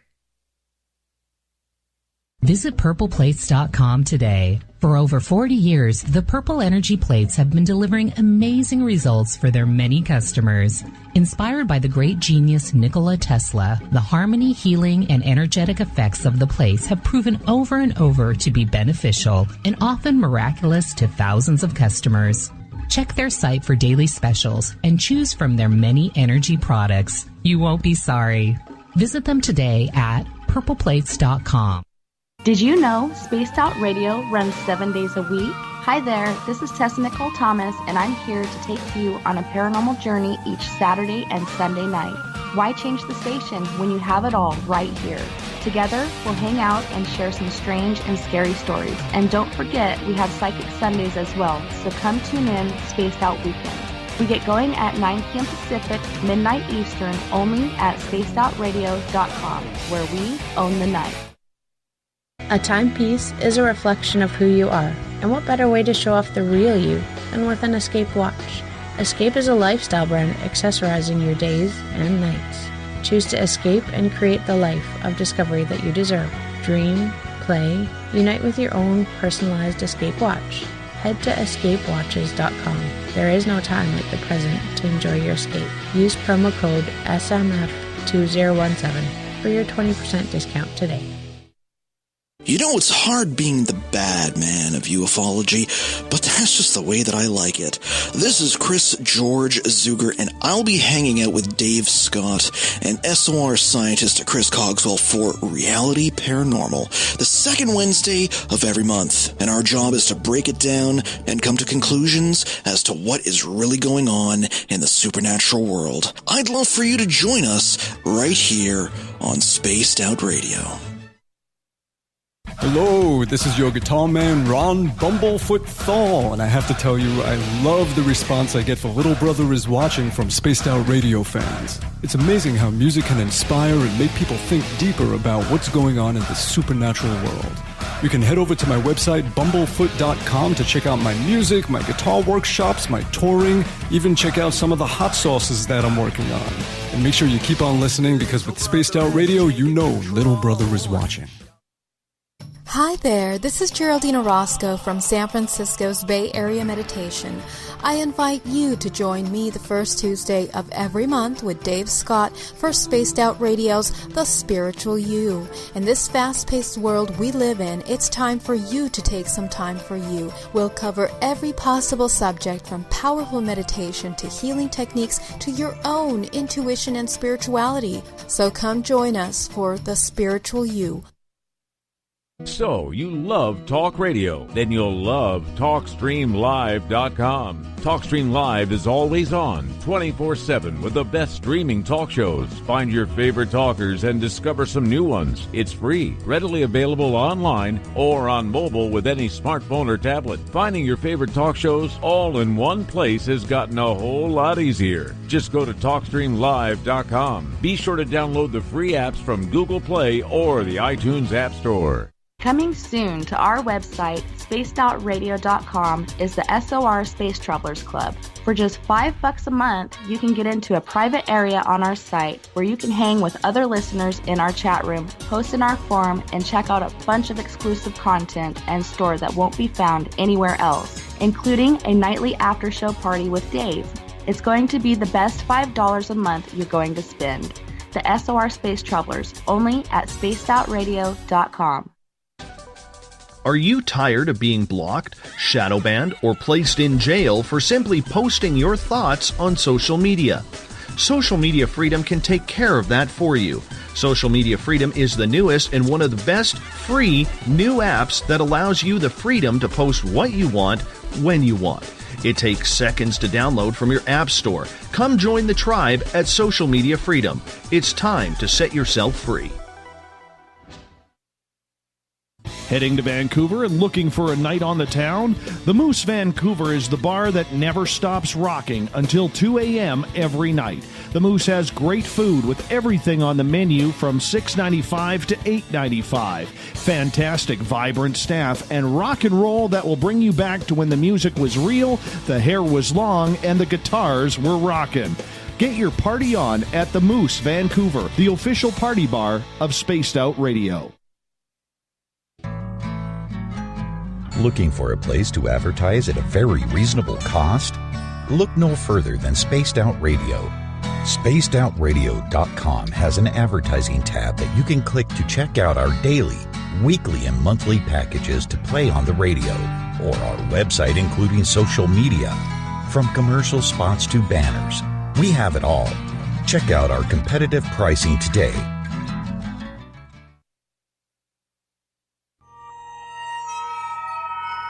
You hear footsteps in the empty room above you. A rocking chair begins rocking by itself. Don't be afraid of the things that go bump in the night. Reach for Spirit Storybox, the iPhone app the Huffington Post UK called the only ghost hunting app you will ever need. Spirit Storybox. The spirits are telling their stories. Are you listening? We're bringing scientific thought to the paranormal. Hi there, this is spaced out radio scientist Chris Cogswell. Join me, Chris Zuger, and Dave Scott the second Wednesday of every month, where we break down the who from the woo when it comes to everything paranormal. We'll investigate and try to bring sensible answers to those straight and sometimes outlandish questions people have. Hey, not everything has an answer, but we'll do our best. Listen in to Reality Paranormal only on Spaced Out Radio. Are you intrigued by Paranormal Talk Radio? You'll love the new Paranormal Radio app from TalkStream Live.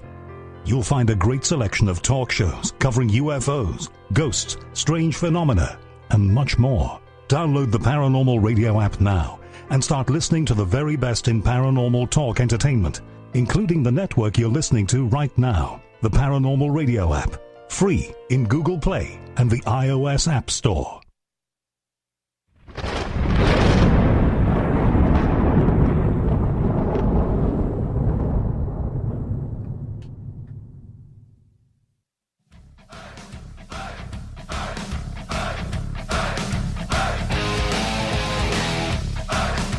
We've passed the halfway point of Spaced Out Radio tonight. Geraldine Orozco is our guest. I am your host, Dave Scott.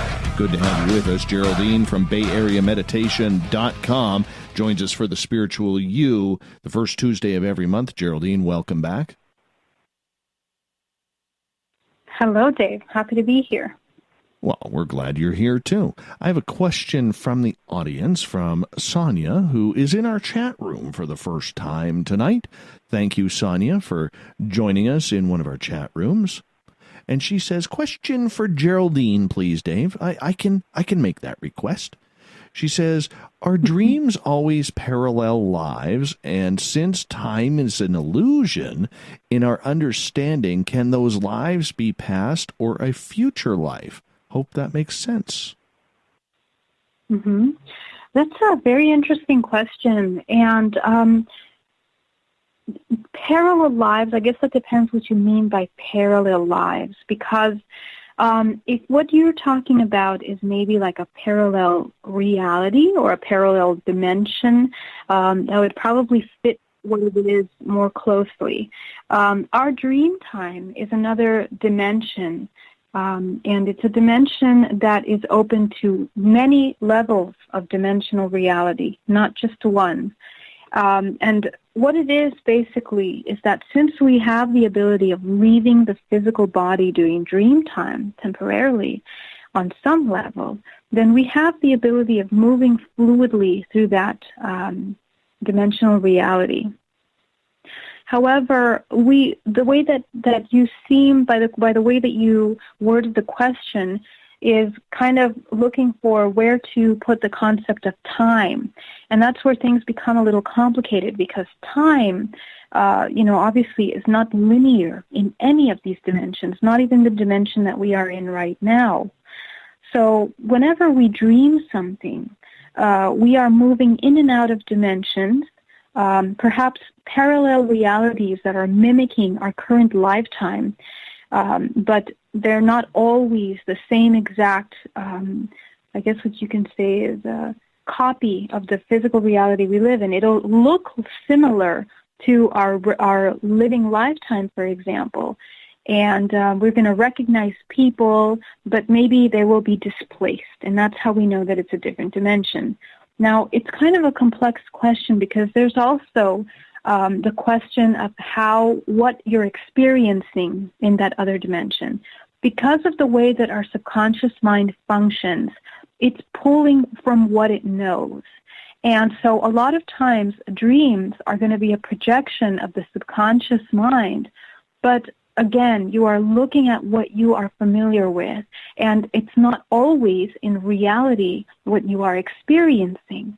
So that's where we start to look at the meaning of dreams and the symbolism of dreams, and maybe looking at dreams as we're receiving a more metaphorical understanding of an experience or an event that's occurring. And so we have to be aware that some of the communications or experiences that we are living out through dream time may not necessarily reflect what's going to occur in our current lifetime. They might be, living out experiences through different dimensions, different timelines, different aspects of your own self. So we're experiencing, for example, being married to another person in that dream time, or having a different lifetime, or being married to the same person. And all of these things are on a psychological level, in a sense, can be screened by what you're seeing, pulling from the subconscious mind. And so what's really important is that in this dream time, becoming aware that you are dreaming is very important. Because when we start to take control and start to train ourselves to navigate the dreams, then any kind of screening of deception or or the illusion of what we're looking at is kind of removed, and you kind of become aware of what's actually occurring there. Many times people dream of ET contact or, future events like disastrous future events. And oftentimes these are projections of the subconscious mind. And other times they can be communications from their higher self or other aspects of their self coming in through the back door, per se, providing you a metaphor for something that you are feeling in the subconscious mind. So the reason why it's so important to become aware in dream time and learn how to lucid dream, for example, is that we begin to be able to decipher and to look beyond the illusions of screening that we are experiencing within that dream time. So it's not necessarily a projection of what's going to happen in the future, but it's important to become aware of what is occurring in that, because they are related. Your everyday life is somehow related with your dream time. They are what I like to call opportunities for becoming conscious, aware of other aspects of what your other aspects of yourself are doing. I hope that answers the question. So this leads to a follow-up question from Uncle Dale, who's a very nice mustache, by the way. Very nice mustache. Oh. And he is asking, what do you mean by dimension? Dimensional, what I mean by dimension is another time and space. The structure of that reality is maybe similar to the reality that we live in, but it has a different structure to that reality. And the dimension means, how should I word this? Is basically, for example, when we talk about dimensions, we talk about different timelines.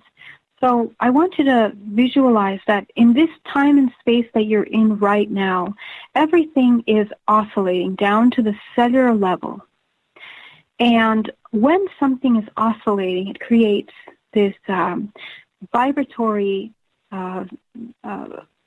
wave around it.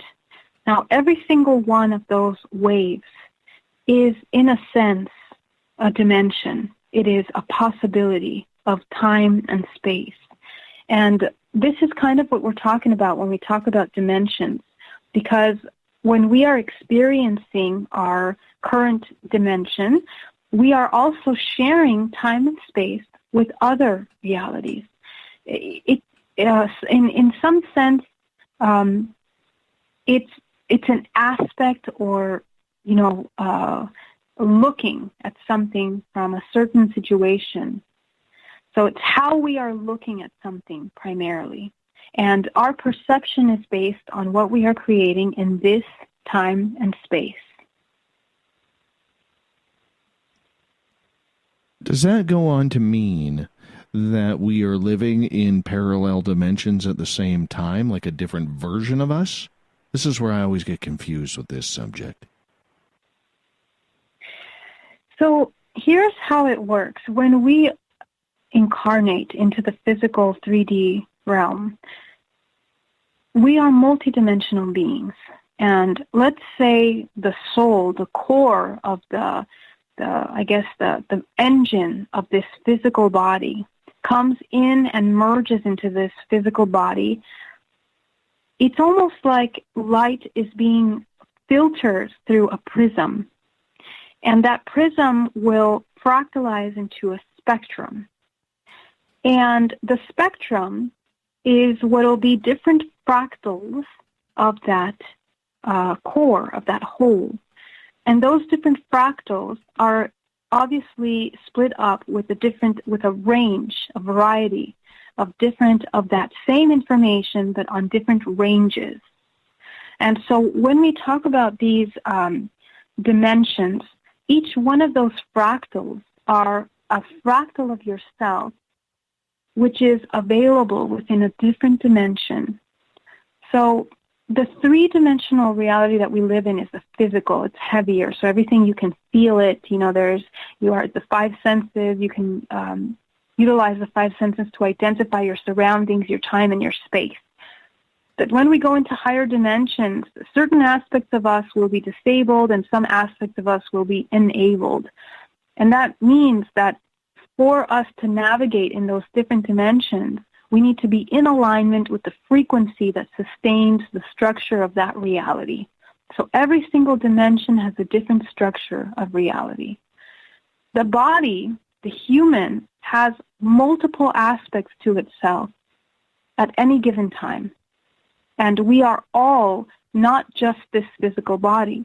The fact that I say we are multidimensional bodies means that we have different fractals to our core that are coming in and out of different dimensions simultaneously while we're here talking here on this radio show, all of us. And that occurs with the subconscious mind operating in the back end, accessing other information, other emotions, other memories, timelines. We are coming in and out of those thoughts, and those thoughts are also gateways to other dimensions of reality. And the reason why when we are here making choices in our everyday life, it means that we have many multiple possibilities at any given time. And those multiple possibilities are timelines that we can choose from.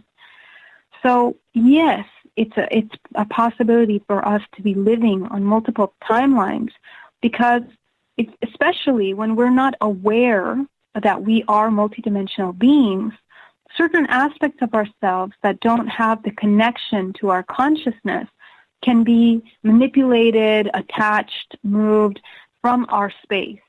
And then we have a lack of integration. And the same happens with the physical body. When we don't want to feel our emotions, we don't want to be experiencing the three dimension, we tend to leave the physical body, and we are like absent. That's why we can look like zombies sometimes. We're kind of floating above the body. So for example, that our true core is not connected to the physical dimension, so it doesn't have that communication. And it doesn't have that integration. And so then the physical body is open to all kinds of things, to attachments, connections, all kinds of things. So in that sense, also when we talk about hybrid children, for example, and this is a good example to answer your question more directly, if we're living on multiple timelines, hybrids, for example, are created from our biological matter.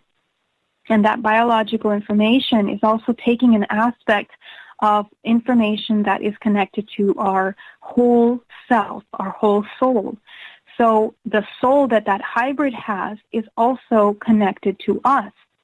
And in a sense, when there are clones that are being created, or these hybrids, they are replicas utilizing our material, our information. So in that sense, we are living through them in those other dimensions as well, because they hold on to an aspect of ourselves. Let's get to another question here. This one comes from Sharon in Arkansas. Yes, I know it's Arkansas. I just can't figure out why the S is on the end of Arkansas. She says, I thought you could have dreams from your past lives, and people in your dreams are from your past lives because we are all connected and you bring others with you because you have certain people that follow you in all of your lifetimes. Yes, and I'm so glad you brought that up because that is going to help us understand what it means to be connected in networks. This is what I call networks. Now, when we have these repetitive or non-repetitive dreams of recognizing certain people or seeing our past lives, again, it's like we keep wanting to put these concepts into little boxes that are fitting in our concept of time. And we think that time is linear because we think that there's something in the past and there's something in the future, and what happened in the past stays there. But time is non-linear. So if you can imagine a circle is probably a better way of looking at what these multiple dimensions and moving in and out of these dimensions would look like. If you look at a circle, and you are in the middle of that circle, you are pulling from all of these experiences that are happening at the same time, which in your point of reference may fit with the description of being in the past or in the future. What's happening is our family network, for example. We are so intricately connected with our family. And I was just talking at MUFON this last weekend about genetic alterations and DNA. And there is a study that has been done on our ancestors that says that 3,000 years ago, in our ancestral family lineage, we have a relative in common. Every single living person on this planet is related with a relative that lived no longer than 3,000 years ago. So we are extremely interconnected from the perspective of ancestral lineage, but also from the soul perspective, I guess you could say, which is that infinite consciousness that connects all of us, all beings, all living beings together. When it comes through that prism into this three-dimensional reality, we are split up into these family networks.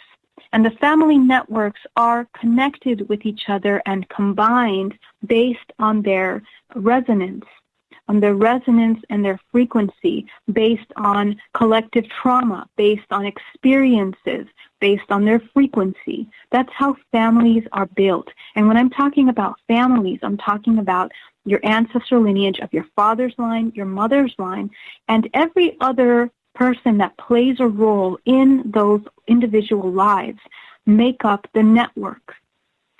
So ultimately, the network can end up being massive. But the reason why we keep recognizing certain people in our lifetimes is because we are coming in and out of working through this collective trauma, which is passed down through our DNA. And this information is providing a certain frequency information.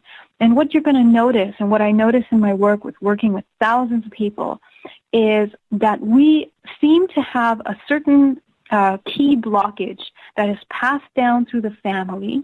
And when it surfaces its head in our life, it seems to be what seems to be causing the biggest chaos in our lives. It's with that repetitive issue that happens in the workplace, in the family life, in our personal life. And that right there will give you an indication of what has been cycling through your ancestral lineage.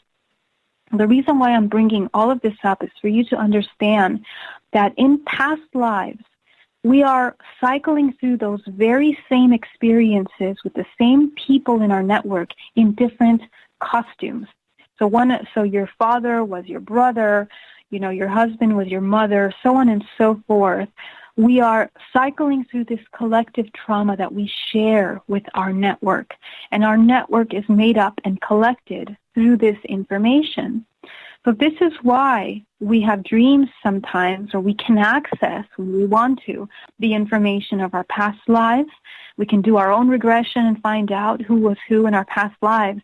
And once you do, at the end of the day, you're going to find out that none of that really, really matters. What matters is what information keeps coming back, what hasn't been resolved in that lineage. And when that information is resolved, there is a massive release on an entire ancestral lineage that is just incredible, a transformative release. And it helps let go of those ties that we have connected, those cords, energetic cords that connect us to all the people in our lives that we are throwing information back and forth at each other. So that's how you start to clean up that ancestral lineage. But this is why we have dreams, or we have the ability of having dreams of our past life relatives or partners. Very cool. Nice explanation. We got about 95 seconds before we got to go to break here at the top of the hour, and you'll be with us another 30 minutes. What I am very excited about getting into with you tonight is this really cool meditation challenge that you have been doing. I believe you're on day 4 of this to take you into the new year. And I'm all excited about learning about that, Geraldine. And we're going to get into it next half hour, but it's got to be pretty cool to take on a challenge like that. It is. It's really exciting, and I'm excited to offer it. So I hope, we'll talk about it in a little bit. It's really fun. Oh, absolutely. Absolutely, we're going to. Because I know for me, and I'm sure a lot of the people listening are like me as well, where finding a minute or 5 minutes alone to meditate is difficult at best. Difficult. Maybe that's why, a good shot of tequila always works every now and again. Who knows? I really don't know. I mean, Geraldine, come on, do you use the tequila method every now and again? I don't use the tequila method. I can't stand alcohol, actually. But and that method never quite worked anyway when I did utilize it in the past. Drinking anything of any sort, because it was temporary. It doesn't do anything. I know, but it's tequila. It's tequila. It's so good. It's so good. And no, Ozzy Rob, I am not doing the one chip challenge again. Geraldine, my biggest advice to you in life, never do the Pocky one chip challenge. It's literally hell in your mouth.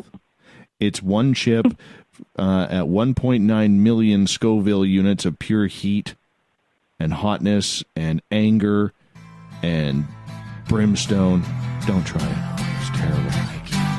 Spaced Out Radio, hour number 3, coming up next. Geraldine Orozco, then Ola Phillips. We got you covered for 3 hours. Coming up right after this.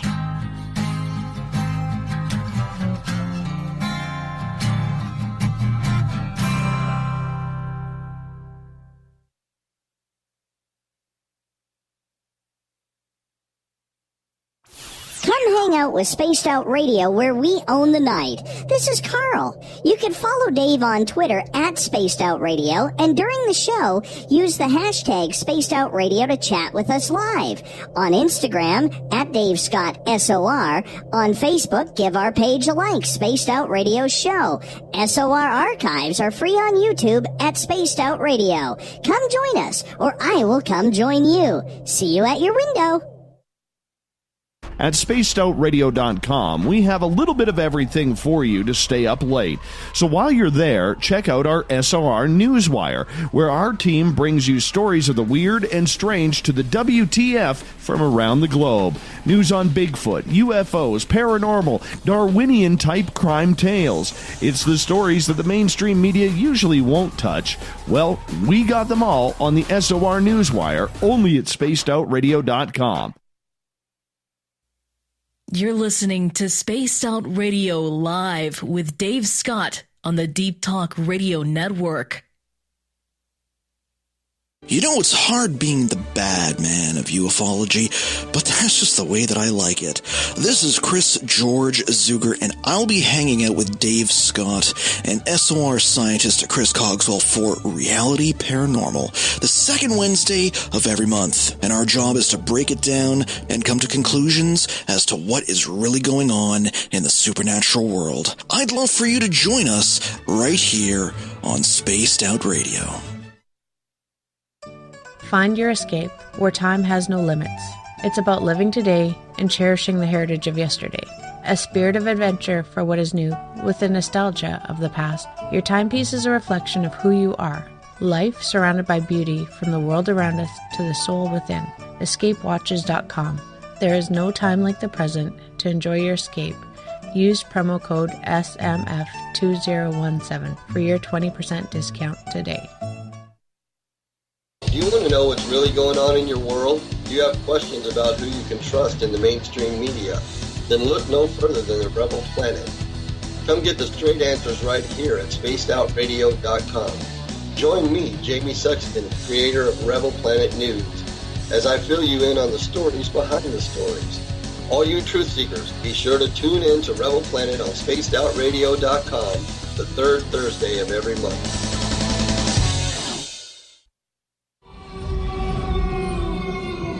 Hey, this is Canadian Paranormal Investigator Mike Moore. The third Wednesday of every month, I'll be teaming up with Dave Scott to bring you Ghosts of the Great White North. Each month, we will bring on guests from across Canada to discuss their ghostly encounters. Canada is a paranormal hotbed with stories you've never heard, so we're going to bring them to you. So get comfy on your Chesterfield, grab a donut, and join us, eh?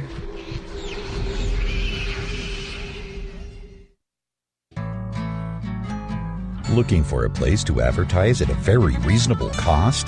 Look no further than Spaced Out Radio.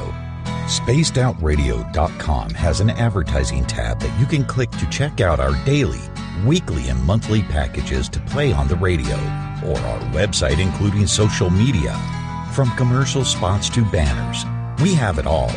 Check out our competitive pricing today. On the first Tuesday of every month, I encourage you to come along for a journey with me, Geraldine Orozco, on The Spiritual You. Together, we will take a look at how to access the highest expression of yourself and change your life. Consciousness, ET contact, health, and wellness, we can talk about it all. So come along for a spiritual ride with me, Geraldine Orozco, on The Spiritual You, only on Spaced Out Radio. The freedom to post what you want, when you want. That's the social media freedom you need. Social Media Freedom is the free app in your app store. No need to worry about going to jail or being shadow banned any longer. It's the freedom to say what you feel. The freedom to know Big Brother isn't watching. It's the way social media is supposed to be. Social Media Freedom. It's time to set yourself free. Download from your app store today. So, you love talk radio? Then you'll love TalkStreamLive.com. TalkStream Live is always on, 24/7, with the best streaming talk shows. Find your favorite talkers and discover some new ones. It's free, readily available online or on mobile with any smartphone or tablet. Finding your favorite talk shows all in one place has gotten a whole lot easier. Just go to TalkStreamLive.com. Be sure to download the free apps from Google Play or the iTunes App Store. Get your horns up with me on Spaced Out Radio. This is Ron Bumblefoot Thal. Come tune in to SOR where you can hear me rock out with Little Brother is Watching, the official theme song of Spaced Out Radio. And then come on over to bumblefoot.com where you can find out about my tour schedule, my music, and everything else. Bumblefoot.com keeps you up to date on what I'm doing and the best way to stay in touch with my music and music camps. Sign up for my newsletter at bumblefoot.com and remember, Little Brother is Watching. We are getting ready to relaunch the SOR Space Travelers Club at spacedoutradio.com. For $5 a month, you can join us for a plethora of features found nowhere else. Hang out in a private chat room during the show and after party.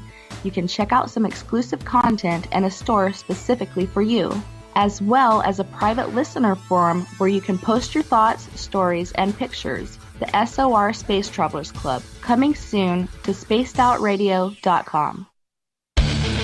The Call of the Wild is in Vancouver. The Moose Vancouver is one of the hottest bars and restaurants in the city.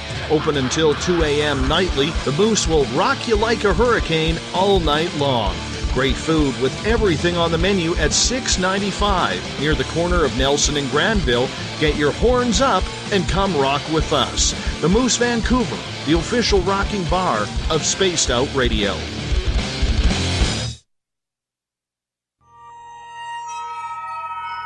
You hear footsteps in the empty room above you. A rocking chair begins rocking by itself.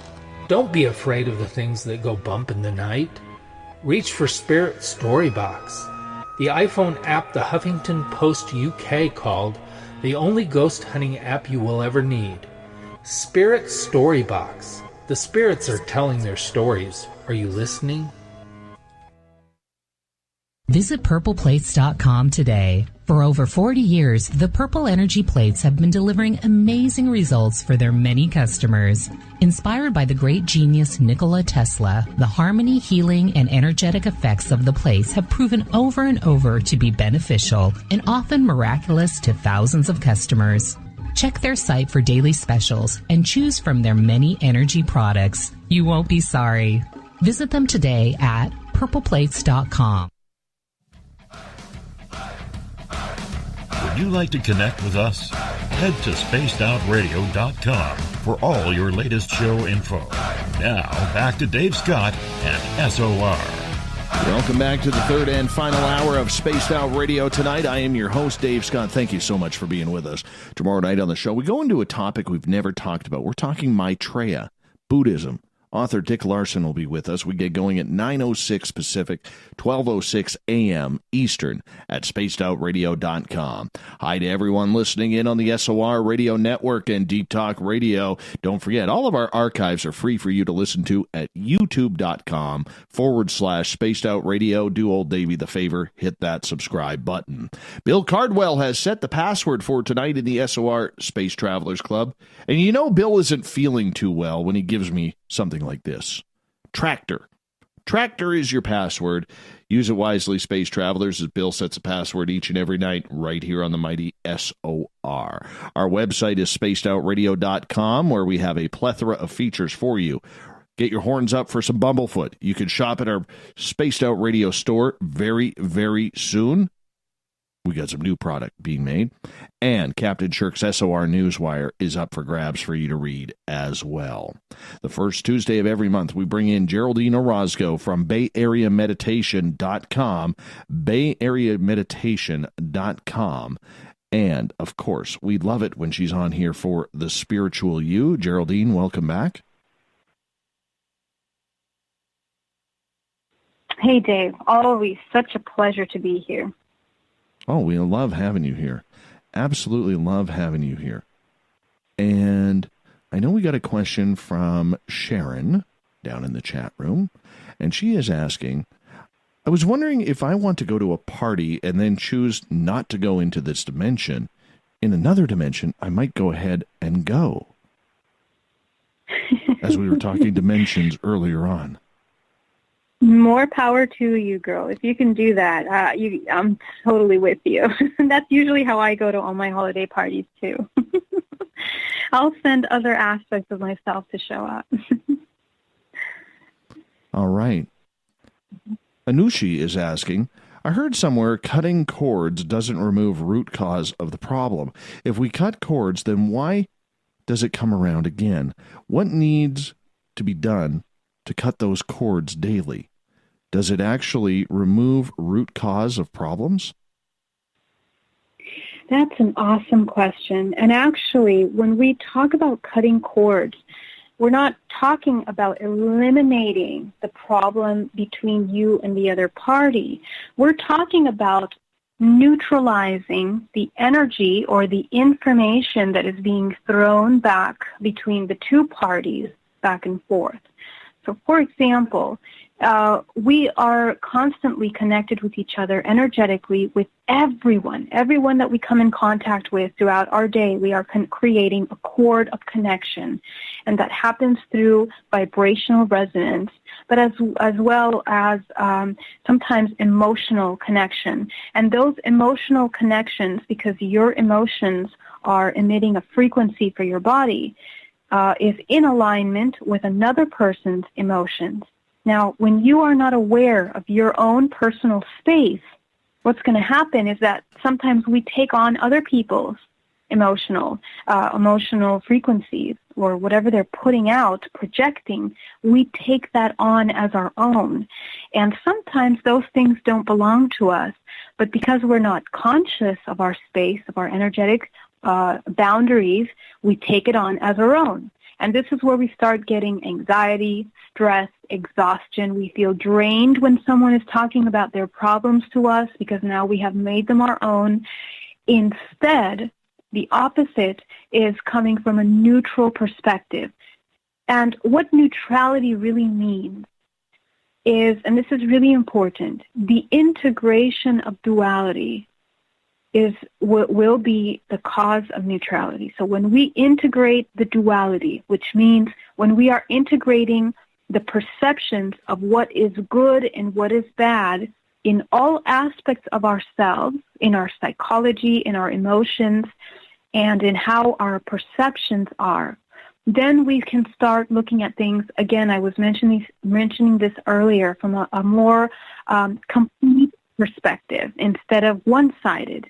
By judging things as good, you are not looking at the other aspect of that reality. By judging things bad, you're not looking at the other aspect. And so in order to have a complete, well thought out, and a higher understanding of what's occurring is by coming into that neutrality, which is integration. So ultimately, when we cut energetic cords, we are creating neutrality, because instead of allowing those cords to connect to the body with our, either we are unconscious of our space, or because we are taking on something, or especially in amorous relationships and partnerships, our relationships that are closest to us, because of the sexual exchange, we are also creating really heavy connections. Also, our children are really heavy connections. So cords doesn't mean that we are eliminating the person from our life. It means we are neutralizing what we have either chosen or not chosen to share with that person energetically. And this is imperative for your health, from a health perspective, because instead of holding on to things like, for example, holding on to someone else's pain, stress, and continuing to live in a codependent relationship, you now allow that person to become responsible for their emotions. You are responsible for your emotions, and cutting those energetic cords assists you on an energetic level to create that neutrality and space. So this is really amazing. And when you start to practice this in your relationships, even with your colleagues at work, you notice that you are much lighter. You're not as drained at the end of the day because you're not unconsciously taking on other people's problems and energy. You are maintaining your space. So that's what it means. Now, the root of a cause, like, for example, codependent relationships, low self-esteem, lack of self-love, all of those things are the root of these codependent attachments, per se. So those have to be managed from the root, and that has to do, is managed through introspection, through an understanding, a thorough understanding of the origin of those blockages or those emotions, so that you can understand how you process that information and the triggers when it arises. So, this is very important stuff that we need to learn to utilize on our everyday life, because this is what affects and makes up our everyday interactions in life. And when we neutralize our relationships, we are neutralizing all these karmic contracts, quote-unquote karmic contracts that we are co-creating with each other on a daily basis. You neutralize it on the spot instead of holding on to these karmic exchanges and then having to live through them at a later time. That's what this does. Cutting cords avoids living through co-created karmic contracts. Wow. I want to move on here because I know we're running out of time, and otherwise I would love to get into that a little bit deeper. Maybe we can do that next month for our first show in January, which will actually be January 1st.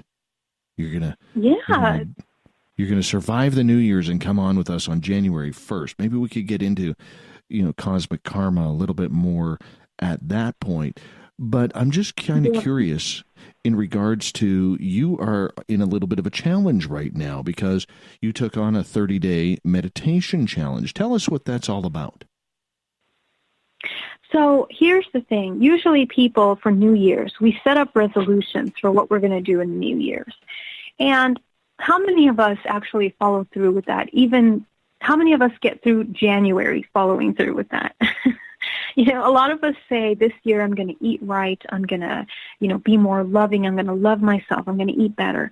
But what I thought was, instead of starting the new year, why don't we start training our body and our mind and creating a habit before the year even starts?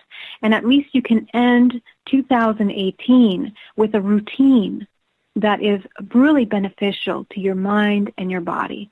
Now, what I'm doing is putting out a new meditation video every single day. I'm recording a video for you guys, and it's a 30-minute meditation. We're using different techniques, but I'm also incorporating one of my favorite, most powerful techniques, which is that of running energy. And as you know, I am certified quantum and pranic energy healer. And so I utilize and incorporate a lot of techniques from those modalities as well as shamanic energy work to help you destroy all of the programs down to the cellular level that are causing you blockages in your everyday life. And so these techniques are things that I incorporate in my healing modality of DNA reprogramming. And I'm sharing them with you because for me, the most important thing is to help as many people as possible get through that breakthrough, that aha moment of getting through those root cause problems that we were talking about a minute ago. Because that's when your life starts to change. That's when you start to heal the body. That's when you start to see results.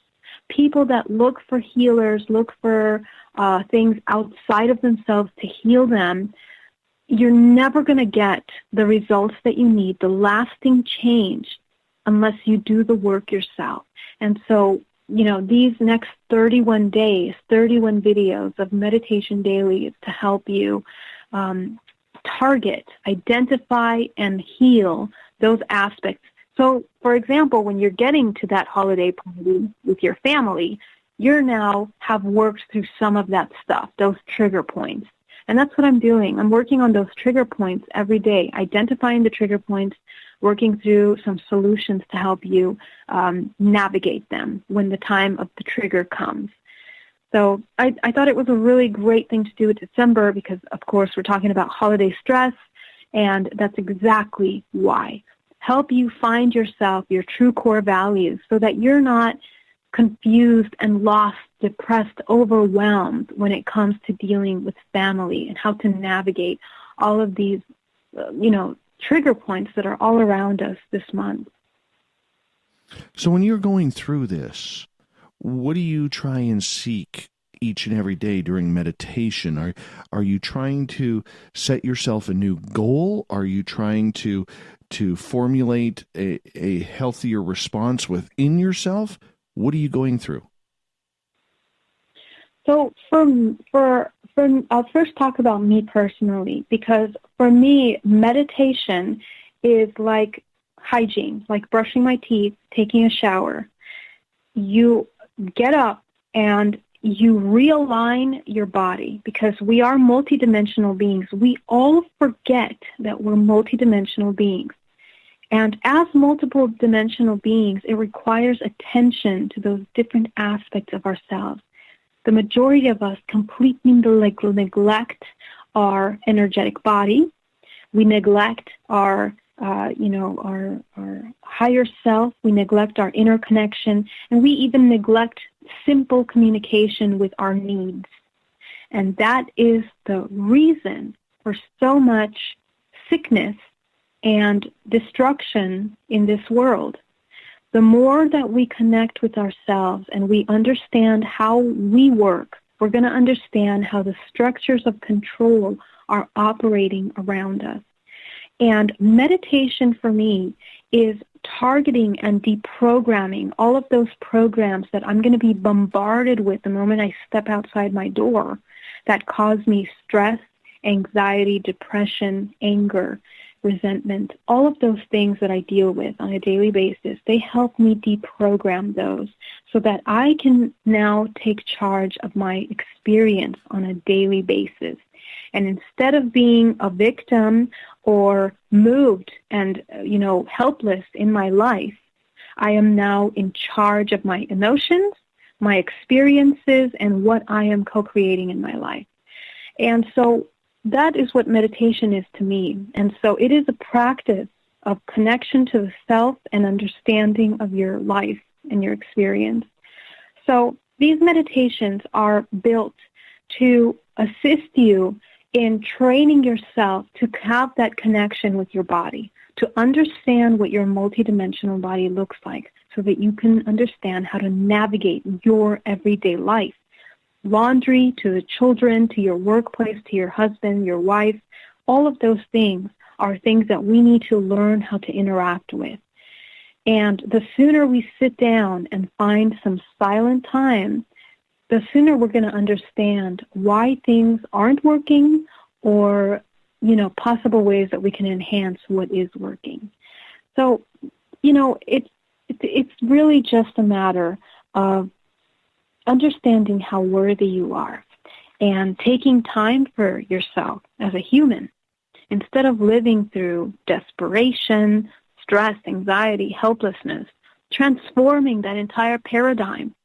So that's what I hope these meditations do for people, and that's how I construct them. And I guide them, they're 30-minute guided meditations that are helping you visualize, and I'm incorporating different techniques, everything from Vipassana to visualizations to help you start training yourself to utilize your five senses and accessing your ability, your intuition to communicate with your body. We often discard our intuition, but intuition is very important. So that's one of my main things, learning how to listen to intuition. Have you had a lot of people join up with you on this? Because this seems like one heck of an adventure. It is so wonderful. We have about 350 people so far. So I really hope that a lot of people, enjoy them and ask questions and take this opportunity to kind of see and help yourself. If meditation is hard for you, what can help you? What can I offer you? And I'm really happy to work. This is all complimentary, of course. This is a free challenge. There's no charge to this. It's open. It's on my YouTube channel. I'm just uploading a new video every day, and you follow along. And if you have questions, I'm really happy to answer them. So I'm here for you. When you take on a task like this and you bring in numerous people to tag along with you on this adventure, is it much like group meditation where, let's say, somebody is sick and we all focus our energy on that sick person to try and send them healing thoughts or healing energy, so on and so forth? Can the same thing be done with group meditation like that? Oh, absolutely, Dave. And I can talk to you for hours about the benefits of collective intention. I've studied a lot on this topic and how healing can be done through intention. Our ability to manifest and to create as humans is so powerful. I cannot stress how incredibly powerful we are as humans, how our intention and will can change anything. And so Of course, in mass meditations, with the moment that we sit down and start to meditate for healing, for peace, for all of these things, this is a very real thing. And I'd like to consider or put it out there that this is a technology that we are not aware of. We have the technology to interconnectedly create change and movement on levels that are physical with our intention. So, and it's just something that it's like Wi-Fi. You turn on one little Wi-Fi antenna and another one, and then you create this incredible network where it's this mass communication, organism or system. And that's kind of how this meditation works. And so, of course, what the kind of group that I'm doing is not necessarily a group. It's just open for your own individual work. But definitely, I strive to have large groups of people meditating at any given time is one of the most important things that I strive to do in my life. So it's very powerful. We got 3 minutes with you. We got 2 audience questions that I want to get to before we wrap it up. So I'm going to get you to give real quick responses on these. Start with Uncle Dale. Do you use any form of asana or moving meditation? That's beautiful. I actually am certified in Qigong. So yes, I do teach Qigong. I teach it here to corporate here in the Bay Area and also one-on-one. And that is my form of moving meditation because I'm moving the energies of the body. It's also very physical. I also do yoga, which is also a form of moving meditation. But in my daily meditations, the kind of work that I do is called active meditation. So we're using a lot of visualization in the meditation as well. But, that would be my answer. Thank you for asking. All right. And Sonia will get the final question tonight because she's new and we want to make sure she hangs out a few more times during the week. She asks, if we miss the first meditations in the challenge, do we need to do a couple of the missed ones before starting the challenge? Is every meditation different? Every meditation is slightly different, yes, and I'm incorporating and changing them. If you have time to do it since the beginning, please do. And the reason why is because you're going to be learning different techniques that kind of piece together a whole technique that we're going to try to be running through by the end of the 31 days, which is a really deep, intensive meditation that can be done in 15 minutes if you learn how to do it. Life-changing. But if you're just coming into the meditation, you don't need to do all of them. You can just come right in and get started. It's never too late to start, and we still have 4 weeks to go. So I really hope more people join, and I'm excited to work with you. All right, my friend, we will talk to you next on January 1st. We're kicking off 2019 with Geraldine Orozco's The Spiritual You. I am so excited for that.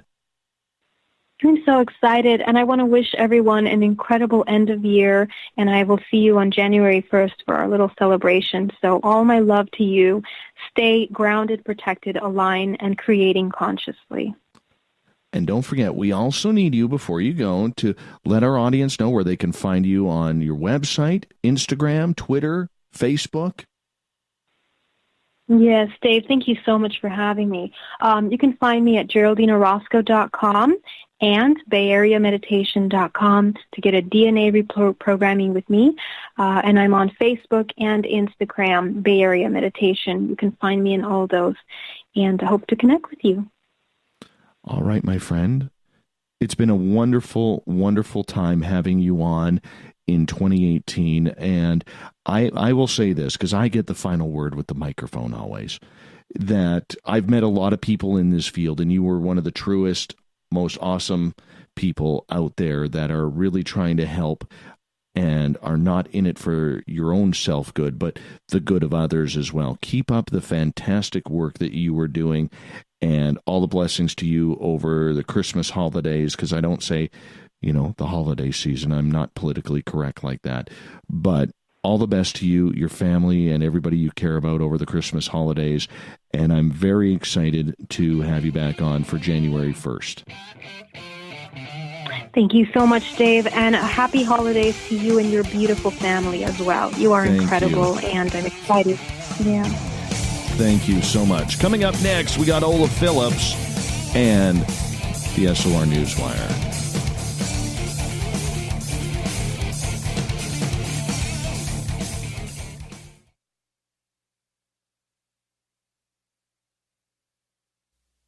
You're listening to Spaced Out Radio Live with Dave Scott on the Deep Talk Radio Network.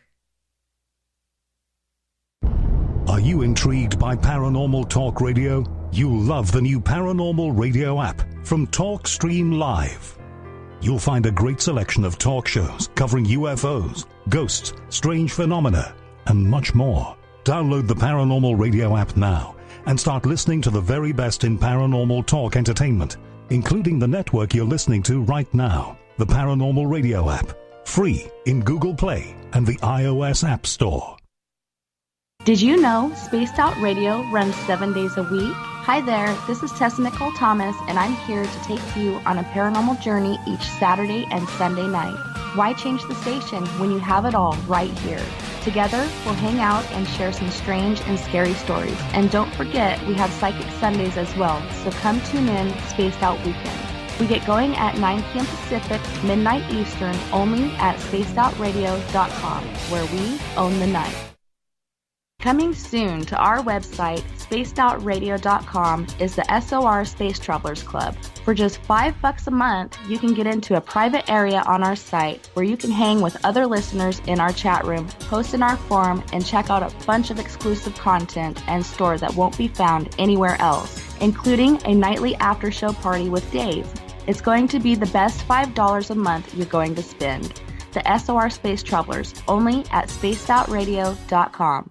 So, you love talk radio? Then you'll love TalkStreamLive.com. TalkStream Live is always on, 24/7, with the best streaming talk shows. Find your favorite talkers and discover some new ones. It's free, readily available online or on mobile with any smartphone or tablet. Finding your favorite talk shows all in one place has gotten a whole lot easier. Just go to TalkStreamLive.com. Be sure to download the free apps from Google Play or the iTunes App Store. Looking for a place to advertise at a very reasonable cost? Look no further than Spaced Out Radio.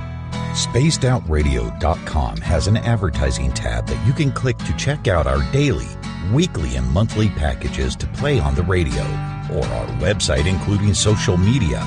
From commercials pricing today.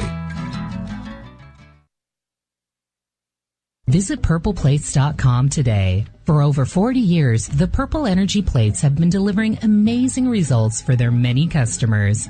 Inspired by the great genius Nikola Tesla, the harmony, healing, and energetic effects of the plates have proven over and over to be beneficial and often miraculous to thousands of customers. Check their site for daily specials and choose from their many energy products. You won't be sorry. Visit them today at purpleplates.com. Hello, this is your guitar man, Ron Bumblefoot Thal, and I have to tell you, I love the response I get for Little Brother is Watching from Spaced Out Radio fans. It's amazing how music can inspire and make people think deeper about what's going on in the supernatural world. You can head over to my website, bumblefoot.com, to check out my music, my guitar workshops, my touring, even check out some of the hot sauces that I'm working on. And make sure you keep on listening, because with Spaced Out Radio, you know Little Brother is watching. Are you tired of being blocked, shadow banned, or placed in jail for simply posting your thoughts on social media? Social Media Freedom can take care of that for you. Social Media Freedom is the newest and one of the best free new apps that allows you the freedom to post what you want, when you want. It takes seconds to download from your app store. Come join the tribe at Social Media Freedom. It's time to set yourself free. Hi there, this is Geraldine Orozco from San Francisco's Bay Area Meditation.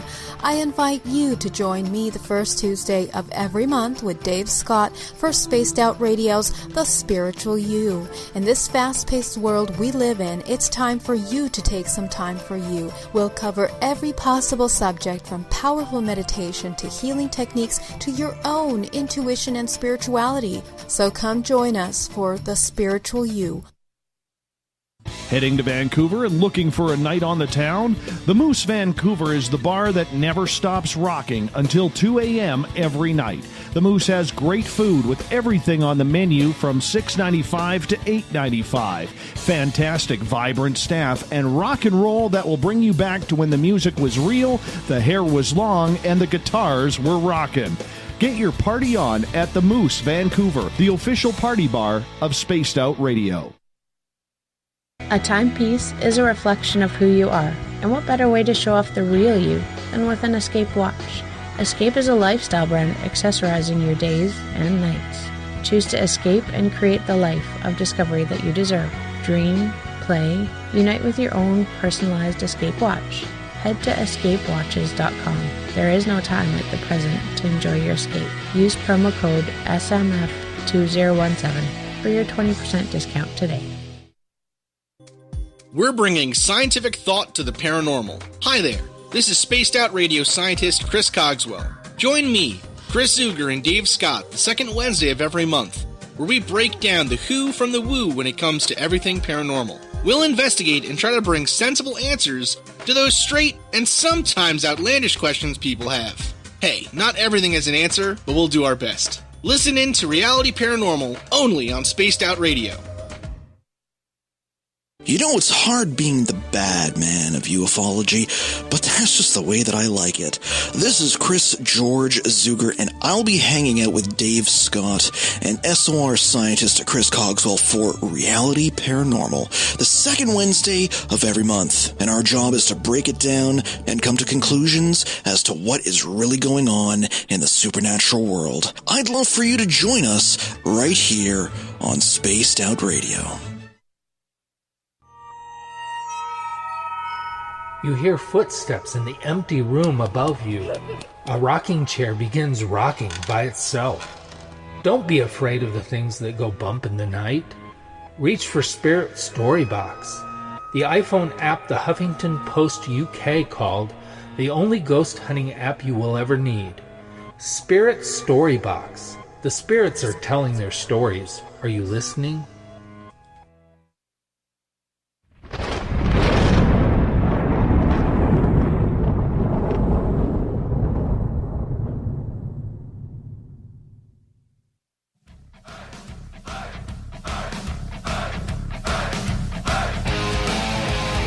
We've rounded third. We are heading for home tonight on Spaced Out Radio as we get to the SOR Newswire, brought to you by Paranoia Magazine. And with that, we bring in the man, the myth, the Team Stump legend, Mr. Olaf Phillips. Greetings and salutations. Hey, we got to let your theme song play first, man. You jumped the gun, man. Sorry. I jumped the gun. You jumped the gun. Theme song.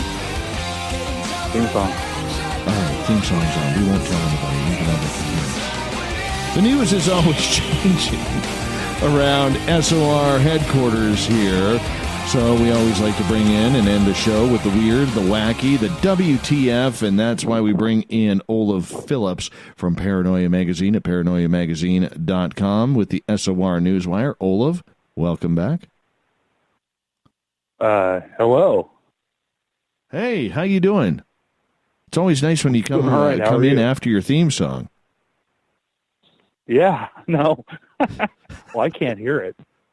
I know. I don't even know what it sounds like. Oh, it's pretty good. It's Bumblefoot. Speaking of Mr. Bumblefoot, our resident guitar god here on Spaced Out Radio, we got to give him... Yeah, we got to give him some major, major props. He is just by, let me see here. Who did this? Music Radar. All right. Music Radar, popular music site for prog music. just rated him the 8th best guitar player in the world for his actions and his great solos and playing for Sons of Apollo. So, Mr. Ron Bumblefoot Thal, official music of Spaced Out Radio, Music Radar, should have named you number 1, but number 8 in the world. That's pretty impressive, man. Pretty impressive. Thank you, Mr. Bumblefoot. Pretty dang good. I gotta say. Oh yeah. It is very, very good. And we just wanted to give him some accolades. Also, Sharon in the chat room on Spreaker, happy birthday. She's all the way down in Arkansas. I know it's Arkansas. But I can't figure out, the Canadian in me can't figure out why there's an S on the end there, so it's Arkansas to me. But happy birthday, Sharon. And yes, I am still in British Columbia. Also, I got to get into this with you before we get into the news. Because up here, two of Canada's biggest radio station companies, one called Rogers Media, the other one called Bell Media, have decided to pull the ever controversial Baby It's Cold Outside from their Christmas music rotation. This is getting a little too ridiculous with the I'm offended crowd, man. Little too ridiculous. It's a classic song. It's a classic song, It's from a bygone era. You can't go back and rewrite history. Yeah, I know. The song was written 70 years ago. 70 years ago. There's nothing racial about it. There is no tension. Okay? It's not about rape like the SJWs and the conservatives who are in the offended crowd, because it's both sides on this one. I mean, this is just taking things a little bit too far. Right? I mean, are you going to pull Mac the Knife because it's about a hitman? What about rap music? What about rap music today? All right. Don't know where to start. Yeah. It's silly. All right. So let's go to a song here by a guy who's just been busted, probably going to jail for a long time. This Takeshi 6ix9ine. All right, let's see what he says here in his song Gotti. It's terrible. It's about shooting people, drugs, popping Xanax, Mollies, whatever Mollies are. I don't know what they are. It's about his affiliation with the Blood Gang. Our kids are listening to this, talking about women in real derogatory manners that none of us would ever let our daughters or our sisters be called. And yet we're worried about Baby It's Cold Outside. That's why I say it's silly. I mean, I'm an egalitarian. I think that everybody's equal, but this is absurd. I mean, It's absurd in comparison to the crap that they let go on the radio. I mean, are you gonna not play the Lemon song by Led Zeppelin because it's too? What about the Immigrant song What about the Immigrant song or any rap music song, hip hop song? I mean, if you're going to play that game, you got to enforce it tight. You got to go all the way down the road. You can't selectively enforce that stuff. Yeah. I mean, I don't think people should be referred to in a derogatory manner at any time, but if you're going to enforce a rule like that, you got to go all the way. Exactly. And then where do you end up? You have no freedom of speech. You have no, freedom of artistic expression. Yeah. And who's the gatekeeper? Mm-hmm. Who decides what is art and what isn't art? It's a mess. It's a total mess.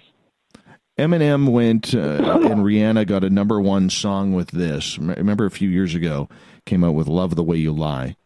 I think it was about 2010. This is how the song starts to end. It says, next time I'm pissed, I'll aim my fist at the drywall. Next time there will be no next time. I apologize even though I know it's lies. I'm tired of the games. I just want her back. I know I'm a liar. If she ever tries to effing leave again, I will tie her to the bed and set this house on fire. But that's okay. Like I said, you know, baby, it's cold outside. Is so. Yeah. Now, I'm not a proponent, okay?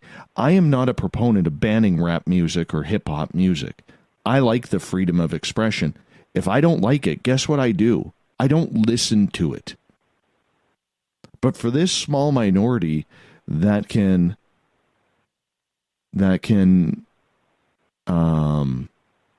have so much control over this. I think extremes in all directions are bad.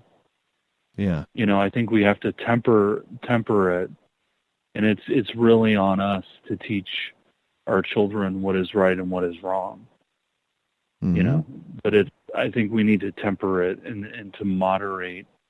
You know, I mean, I find some of the rap lyrics in particular to be revolting, and I don't listen to it, and I don't allow my children to listen to it, you know, and I lecture them about it, but it's like, mm-hmm. you know, you can't ban things like this.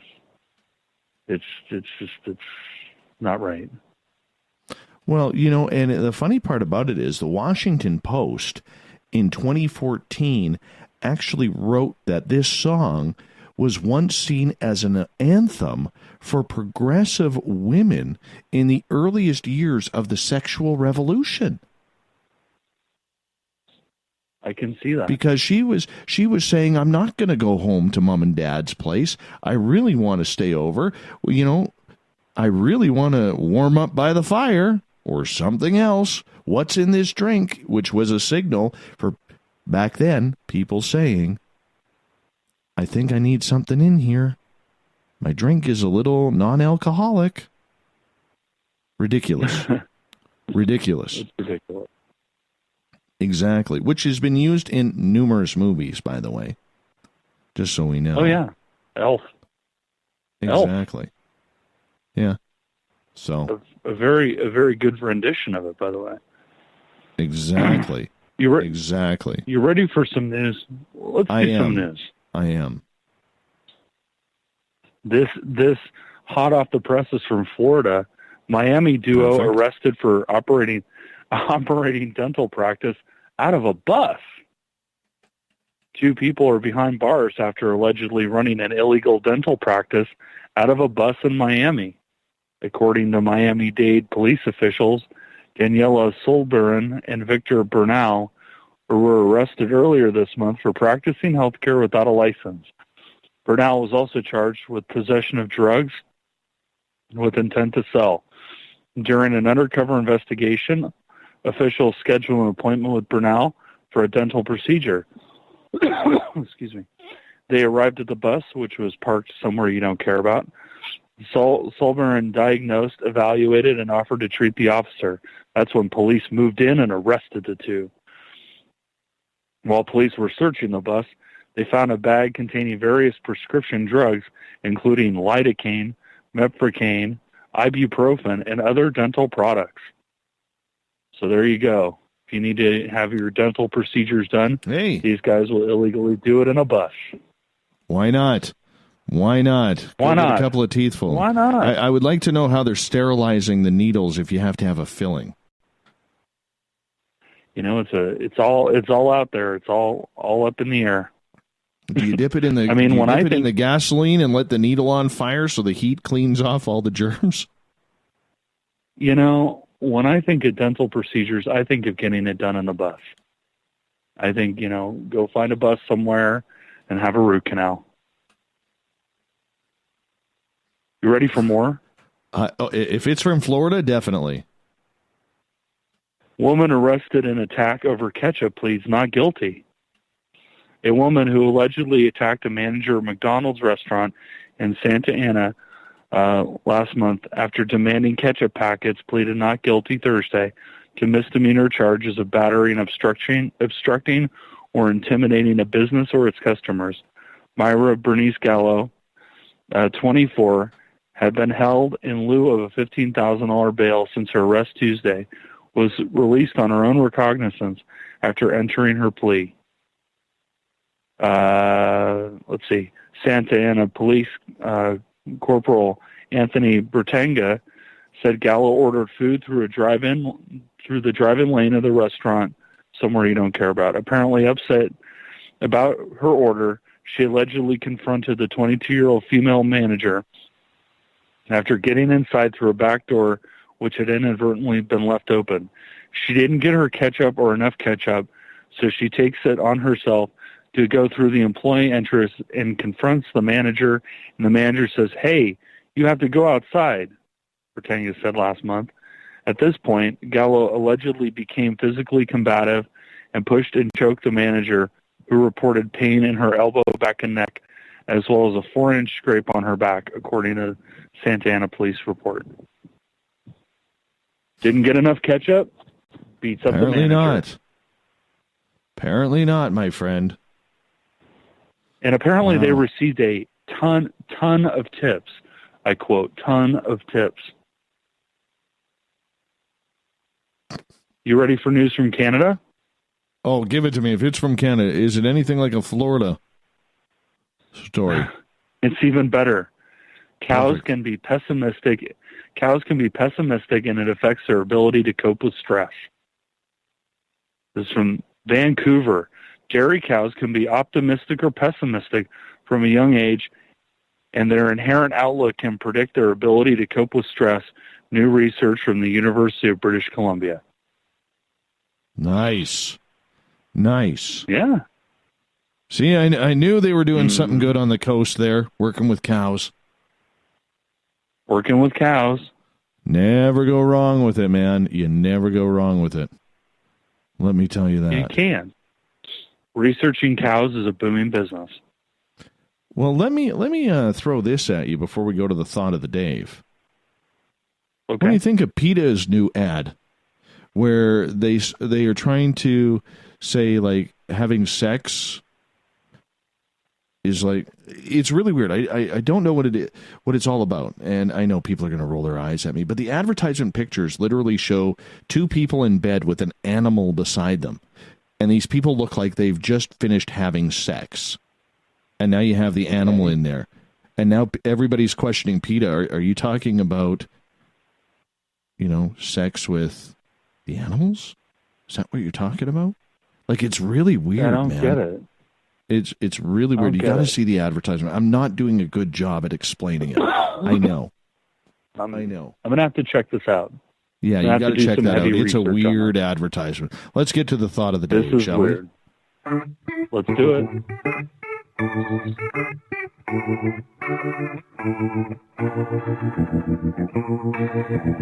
Thought of the Dave happens every night at this time, where we ask a question on our Twitter and Facebook pages and then read your responses on the air. Today's Thought of the Dave: how do you deal with Christmas stress? Michelle, tequila. That's a solid answer right there. Josh, and an honor. Apparently, if you keep popping out kids, your friends and family don't expect gifts. Guess I found a loophole. Nice. Zuger. Okie dokie. Pouring scotch. Karen. Breathe till the 26th. Caden. Get your shopping done in November. John. Yep, exactly. Get it all done in November. Kelly. I know this isn't the answer to your question. However, my wife and I just buy gifts for the dogs. We buy each other gifts during the entirety of December. We don't worry about family issues or anything like that. But how can you be stressed out by these two? He posts a picture of his two dogs. Those are good-looking dogs, Kelly and Kelly's beard. Christmas cookies, says Chris. Jade, lots of eggnog with rum, wine, and all the good food. Reverend Keith, set realistic expectations. And Xanax And Xanax-laced coffee. There you go. Oh, wow. Little Ronnie I'll do Moniak, it. the Ukrainian watermelon. I truly believe in the spirit of Christmas. The Debbie Downers and stress does make it sad, but in my heart, Santa makes it right. Let's see. Lee, convert to Judaism. Trixie, Right. Well, I like to go deep into the forest. I rummage around, look from here and there. Once I found the perfect tree, I take it home, ribbons, lights, tinsel, and more. It's the most beautiful tree in the world, toss, then shred. I feed my neighbor's wood chipper. Phew, now I'm ready for the season. Josh, just don't have stress. I've never understood the stressing out over Christmas. Just enjoy it. John, definitely not by driving in traffic. Wow. Let's see here. There was a bunch of memes, and I had to say, people, I can't do that. Christine, what stress? I don't deal with Christmas, but enjoy watching everyone else have meltdowns their own choosing. Oh, that's just cruel. It's kind of awesome. Diabolical. Another John. I don't really have that much stress. My girls are old enough where they just want money, so that's easy. My stress comes from all the crazies on the road and in the stores. With that, I just mentally ball it up and throw it away. Cannabis helps too. Always the cannabis, just hopping on in. Ramona, yep. I don't. I let it eat me alive, so I have a reason to spike my eggnog. Len, you really need no a reason stress. to spike your eggnog. Do you? Not really. Not really. Len, no stress now, living in the woods of Arkansas. Man, we got a lot of listeners in Arkansas. But in the old days, when I did have stress, my solution was drinking, early and often. Kayla, we used to find it stressful having to buy for everyone in the family. Now we do the Secret Santa thing. So we pick a name from the hat, the whole family decides on the cost limit, and that's how we do it. John, St. Remy, VSOP, French brandy. It's a good way to end it right there. My friend, tell everybody where they can find Paranoia Magazine. ParanoiaMagazine.com, Paranoia Magazine on Facebook. Just to put up some brilliant new articles. Go check them out. Listen to the podcast. Perfect. And you can find the SOR Newswire on our website, as well as on Facebook at the SOR Newswire. Thank you to Captain Shirk for all the stories. Big thank you to Geraldine Orozco for coming on for the Spiritual You. She will be back on January 1st. BayAreaMeditation.com is her website. Tomorrow night on the show, we get into Maitreya, Buddhism. Author Dick Larson will be with us. Topic we've never done on this show before, so it's going to be fun. We get going at 9:06 Pacific, 12:06 a.m. Eastern at our website, spacedoutradio.com. Cranking on the guitar is Mr. Ron Bumblefoot Thal, rocking in the background with Little Brothers watching. Bumblefoot is the official music of Spaced Out Radio, rocking us in and out of every single show. Get your horns up for the guitar god himself. Special thank you to everybody taking part in the chat rooms tonight, listening in your cars, at work, at home, wherever you may be, and everybody on Twitter at #SpacedOutRadio. Thanks for making this show a success. Thank you for being a part of it. Thank you for helping us grow, because together, my friends, we own the night. I will talk to you in 21 hours from now. Mr. Bumblefoot, we need a favor. We need you to take us home. Good night.